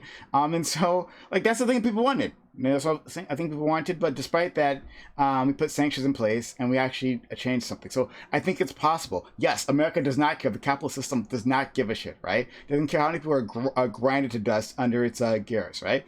So 100% would never push back on that. But I think pressure can be brought to bear to make it politically untenable for action to not be taken. Is what I hope. That's what I hope. Maybe you guys are right. I don't know. That's what I hope. It's the only way I can sleep at night. Really, is that maybe we could actually do something in the future. It's what I hope. I would like that too, but it does seem kind of hypocritical. We have kids in cages at the border while we're That's what still I did in holding my opening statement. while we're still holding Uyghur Muslims in Gitmo. And then we want to be like all virtuous signaling, like we should go save the Uyghur Muslims that we're holding in Gitmo because we called them terrorists and And organizations. we would accomplish nothing if America wasn't hypocritical. This is actually a point from Doobie, which is funny. But like this is actually Doobie is Yeah, the only reason we I got know, into World I War know. II is But, because like, we were hypocritical. but if America is not consistent on its values, like at all, especially because like we aren't a one party system, right? Not like China, we don't have like all one mission goal that we can stay focused on, right? And even then, that's not even true within China, right? So like because we were in a pluralistic society, like and our first and only priority is furthering capitalism. Yeah, we're never going to be consistent. But that doesn't mean we can't help. That doesn't mean we can't be hypocrites, but also helpful. That's my opinion. Okay, Joe. Sorry, just quickly. That's why I said that it's really important that images are released as quickly as possible, because if it is about corporates and it is about capital, if you create public rage and shame, then it doesn't profit corporations to be doing business which involves Uyghur forced labor. So if you can create a public outrage campaign, which has sort of been this is for a lot of public issues, Corona has actually been a little bit of a blessing because people have had time to engage with discourse that they normally would be distracted from. So the Uyghur issue has got a lot more attention because of the pandemic. So if there were some visuals that could get some news traction and some social media traction, then creating a shame campaign on the public level, at a grassroots level, would force corporations to take action because it would not be profitable for them to stay silent. Agree? I don't know.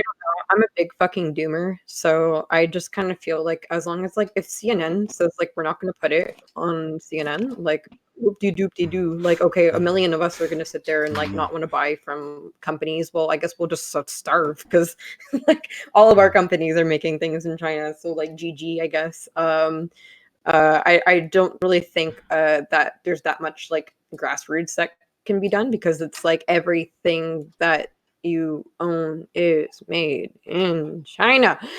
So But not like in what the exactly? but not in the region where the Uyghurs are, and not using Uyghur slave Yeah, labor. yeah. So like, but like, who do we want to stop doing the thing? China. Okay, so like, if we buy things that are like not made in the Uyghur region, which a lot of things aren't made in the Uyghur region, like we'll still be going ahead and pumping money into the state. And who's putting them in prisons? The state. So like, great. Like, But I mean, I just don't really feel like I don't feel like it's anything that us as people can do. And let's say even if we are able to get it to be like a hot topic for a while, like unfortunately, we all, as a society, need cultural vibands every once in a while because we don't remember shit past like an hour. So like we're gonna sit there and we're gonna say, yeah, okay, like I don't want to buy things from there, but eventually you're gonna be like, but I kind of do want to buy that Barbie doll. And then, ta-da! Okay, go ahead, Joe.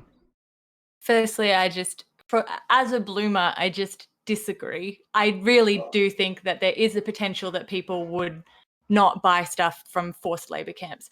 And it's not so much even just like, oh, people aren't going to want to stop buying stuff from China. Like the movie Mulan was made in the Xinjiang province. Like it's not like it is not, oh, it's just China. How are we going to, we can stop some, like that is a production made literally next to forced labor camps while the entire production team stayed silent on that. So it's not like, what are we going to, this is what always annoys me. It's not like, oh, let's stop trade with China tomorrow. That's not what is being suggested. It's saying we can take a harder stance on things like filming blockbuster films next to forced labor camps. We can stop doing that. Or if we do that and we find out after, then we can make a public appeal to the fact that we did something next to a forced labor camp and use the movie to bring attention to that. Mm-hmm. I mean, with that whole situation, it's like it wasn't even like it was China that did that. It's just, oh, wow, are you saying that Disney doesn't care about people being murdered? Because we haven't made them Oh, care. wow. Though. We haven't made them care. That's the point. It's like we'd have to make them care. If we, yeah, and I think that the movie generally they'll like care. kind of They'll flopped, care but, as you soon know, as they see it as a liability to their profit margin. Mhm. So like we are never going to be able to affect their morals, like as if a corporation could have morals. We can never affect that, but what we can affect is their behavior, because they will always gravitate towards what's more profitable than what isn't. And if they see doing any sort of business in an area where they would be like right next to slave labor camps, or you directly using slave labor camps, if that's going to cut into their profit margin, then that directs their business elsewhere. So it's like, no, we're never going to make them care, but we can change the behavior. Yeah. Agreed. Okay. So, to my audience, what's going to happen is we're going to go into our open walk-on panel. After this, we're going to replace this amazing group of people with another amazing group of people, meaning you. Yes, you at home who can participate in the walk-on panel. We'd love to have you there. But before that, I'm going to give all these amazing people an outro, and we'll go from there. But the stream is unending, so no need to walk away, please. The stream is unending. Just kidding. Stream is over. No, Stream it's is not. over. Anyway, meet Samantha. Okay, Samantha Banana. Thank you. Despite just spreading fake news just then, you are very welcome here on my stream. I'm so happy that you joined. And we were on the other side of, I think, was it every issue? I think we're on the other side of every issues. But like, it was fun. It was fun talking with you, hearing your opinion, and debating you. So thanks for being here, Samantha Banana. Tell the world about yourself. I'm Samantha Banana 85, and I like to have discussions with people. And Tuesday is my favorite day to have discussions because it's the smartest people panel out of all of the panels on Twitch. This is where you will get the most big brain 5,000 IQ fucking takes. There's no debate bro bullshit here. There's no whataboutisms. And fortunately, there's only one dude. So... And I apologize for even that much, honestly. The amount of fucking horrible takes from men is at a minimum. And it's a good place to actually get discussions and progress made because there's no fucking testosterone boosting the screaming fest. So yay. And if you're in the little in circle, we get to send each other direct messages in Mandarin Chinese. But anyway, I like to stream sometimes. Most of the time I just like to talk with people. I'm a leftist communist, but I'm not a tanky. I will take a tanky take tonight because I knew nobody was going to fucking take it, but somebody needed to throw that hard interjection in there, and goddamn, I'm known for playing devil's advocate. And just for clarification, everybody that was in the Amazon Lily chat can verify, I literally said I was playing devil's advocate pre me throwing these takes out. I planned for this. Thank you for the help of the CIA. And don't believe everything you read, but I just want to say, like, it's fun. I love Prime. I love this panel. Everybody should come on here. This is the thing I look forward to every fucking week, with amazing people and amazing talks, amazing topics, where the points are not real and the takes are completely wild and random. So sub to Prime. He's awesome. He gives us a space to do this, and he gives a lot of other people spaces to do things on every other night. Thanks so much. Really do appreciate that. Okay, moving on. Parv, thank you for joining us. Really appreciate you, especially since you came on last minute. It was awfully kind of you to jump in. Yeah, of course. Parv, tell the world about yourself. Sorry for not talking too much that last topic, but you ladies are so intriguing to listen to. So yeah, my name is Parvati. I am second in command on Calliopean Club. If you haven't joined yet, you totally should. And yeah, I thank you, Prime, for having me, and thank you, ladies, for being here. It was really fun. Okay. All right. Thanks so much. Next, we'll thank our newest guest here and newest invitation, Katarana. Thank you so much for coming through and reaching out and wanting to be a part of this. We definitely hope to have you here on this channel more. Even though you are quite a busy lady, as I found out. But yeah, Katarana, please tell the world about yourself. Hello, my name is Katarana. I am only on Twitch. I will eventually be doing YouTube. I am a almost physics graduate, so I am very into science, and I plan on turning this more into a weekly silent channel. But I do enjoy debating because I have nothing else. I like to spread my shit takes everywhere, and yeah. So if anyone ever has any questions about science, as long as it's not biology, I will answer. I don't believe in cells; they're not real. And yeah, that's my hot take for today. My biology friend is behind me right now yelling at me, and you are incorrect. Change your major. So yeah, if you want to know about the Big Bang Theory, if you want to know about Heisenberg uncertainty principle, or if you want to know why the Big Bang Theory as a television show sucks, please please follow and send me anything you want on Twitter, and I will consider it for an AMA. Yeah. Yay. Was that like a double entendre? Like, I don't believe incels and like incels. I thought that's what you're going for. Yeah, I'm actually really smart, and that's what I was doing. I thank you for picking up on it. It wasn't, it wasn't just me spewing nonsense. It was actually because I have a giga IQ, and thank you for noticing. Okay, all right, that's what I do. I'm insightful like that. Okay, but thank you so much, Katarana, and really, again, thank you for reaching out. It was really kind of you. Next, we're gonna go to Alice. Alice, hey, you're another person who it's really fun arguing against, right? We're on the other side of things. It's a blast. I look forward to it. So yeah, let's fight some more in the future, please. You got it. I think this is the first actual disagreement or argument you've had for me. I don't argue usually. Shut no, the we- fuck up, Alice. Okay. No, we argued before, like for instance on the prostitution thing last week. Yep, Yeah. we did argue in that, yes. Oh. Yeah, hey, so it goes. Mm. Calliopean Club, join us. Subscribe to Prime because he is actually based. I also stream on Twitch, similar to Samantha.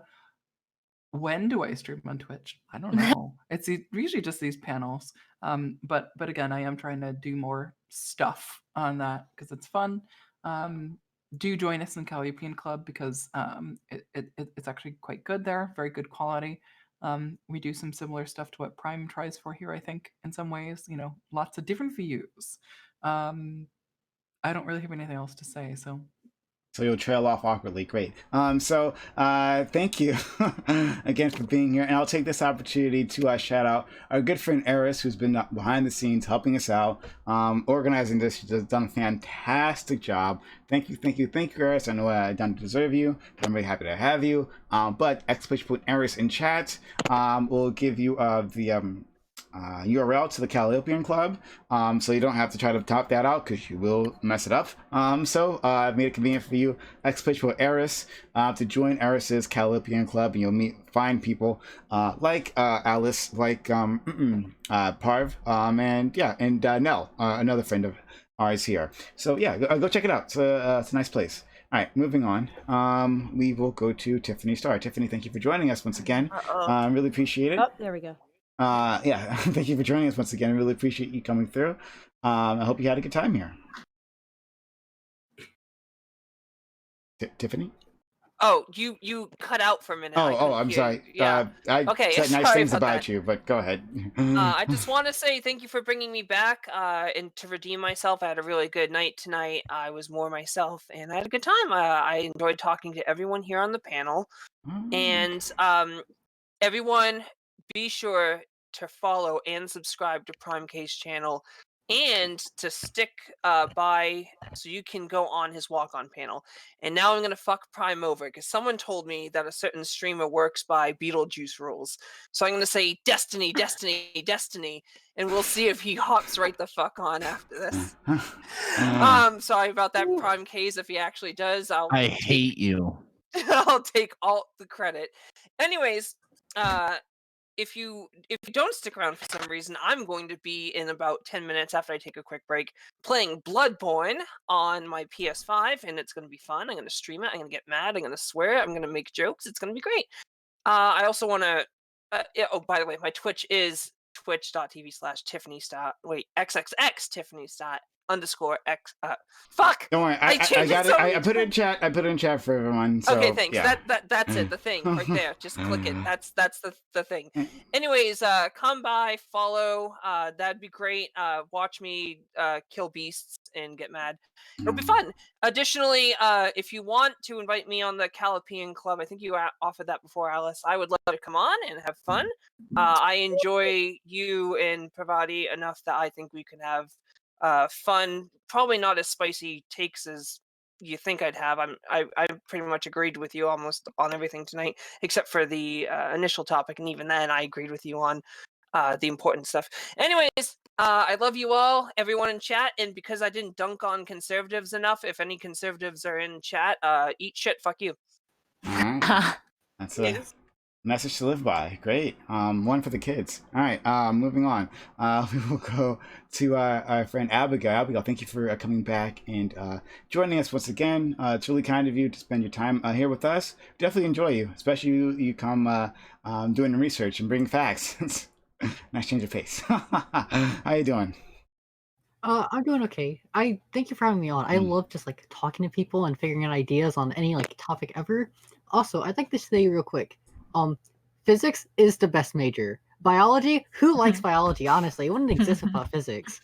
And you know what? Not only that, astrophysics is the best physics. Space is so cool. All right, everyone. I just want to throw that out there.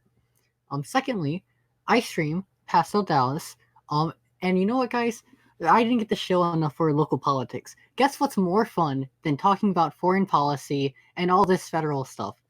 Getting involved in your local politics. Go out there, vote, run for office, canvass for someone in your local district, because it can basically fix all your problems. It's great, it's affordable, it's really easy. Do it once COVID is over. Hopefully that happens soon. And then we can actually make real change. It's super simple. Absolutely. Yeah, I 100% agree with that. And I'm glad that you bring that up every time because, yeah, that's something people always are overlooking. So thank you so much, Pastel. Next, we'll go to Maddie. Maddie, thank you for joining us. You're a lot of fun. I definitely like having you around, Maddie. So thank you for taking time out of your day to jump in. Thank you for having me. And yeah, I often stream interviews or just talk politics, anything else. I am going to be on the Hippy Dippy Roundtable with our good friend Tiffany Star on Friday. So definitely check that out. It's going to be super fun, hopefully. Whenever I'm on panels with conservatives, I get extremely spicy. So this was like a muted. This is a muted Maddie. If you want to see extra spicy, Maddie, tune in on Friday. It's going to be a really good time. But yeah, I like my Maddie with extra spice. On Sunday, I literally screamed into my camera and told Aftershock to sit the fuck down and shut the fuck up and eat his fucking yogurt. Oh yeah, we're gonna be shitting on them so bad Friday. They won't know it hit them. I mean, conservatives are fucking brain dead anyway, so it's easy. It's just so easy to dunk on them. So sometimes it feels like punching down, but like in this case, I will gladly punch down. Well, you know what? No matter how far down you punch, you'll never get to where the IQ is. Okay. It's true. That's fair. But yes, so thank you. I love you. I always have fun on this panel. Truly, like to echo what Samantha said as well, like this is the best panel to be on. And if you're not subscribed to Prime, like what are you waiting for? Do it now, you cowards. Thanks so much. Definitely do appreciate that. Okay. Last, but absolutely not least. In fact, first in my heart, we have our lovely co-host who spends her very busy time here, and we definitely appreciate it. We only got a tiny bit of her, just a morsel of her this time, but even then, it was gold. It was worth everything else in the world. So, our friend Joe, the Silly Serious, thank you for coming through. You know how much I appreciate you being around here. I say it every time, but I'll say it again. It's amazing. You add so much to my panel, and yeah, thank you for being around. Yeah, and a friend. Yeah, thank you for having me. I love this panel. I love where the conversations always lead. I think it's really interesting where you can get when it's just not about like proving each other wrong, because I don't think it means that we don't have conflict or we don't, present good takes or we all agree. I just think it means directions go in a different direction, discussions go in a different direction where we can get past like first principles thinking, like we can actually investigate a topic with some sort of salience. But whatever. I stream every now and then. Sometimes I stream like 3 times a week and sometimes I don't stream for a month. So it's a real gamble. But when I do stream, it's usually on philosophy. I'm a language philosopher, but I like to look at, I use language philosophy a lot to look at policy. So yeah, I don't know. Tell me what you want me to stream about and I'll stream about it. I like talking about language and policy and women's issues and abolition, but I'm going to do a stream specifically on steel manning my own abolition argument so I don't end up on a panel again where I'm like, I don't have the answers. So that's coming up soon. Okay, yes, I put the Silly Services link in chat, so please click it, go follow, right? You can become a fan, but you need to understand something, okay? I've already taken the spot of #1 cheerleader, right? No one else is going to take that from me. I'll fucking kill you. I'm just kidding. Minecraft. But anyway, thank you so much, Joe, for helping out, because you helped put this together as well. It's very much appreciated. Okay, so we are rolling on to our walk-on panel. It's going to be a lot of fun. Anyone here is welcome to join us, but if not, that's okay. I think you're spending your time, your energy, your knowledge, your passion with my audience. I know they appreciate it just as much as I do. Have a good one.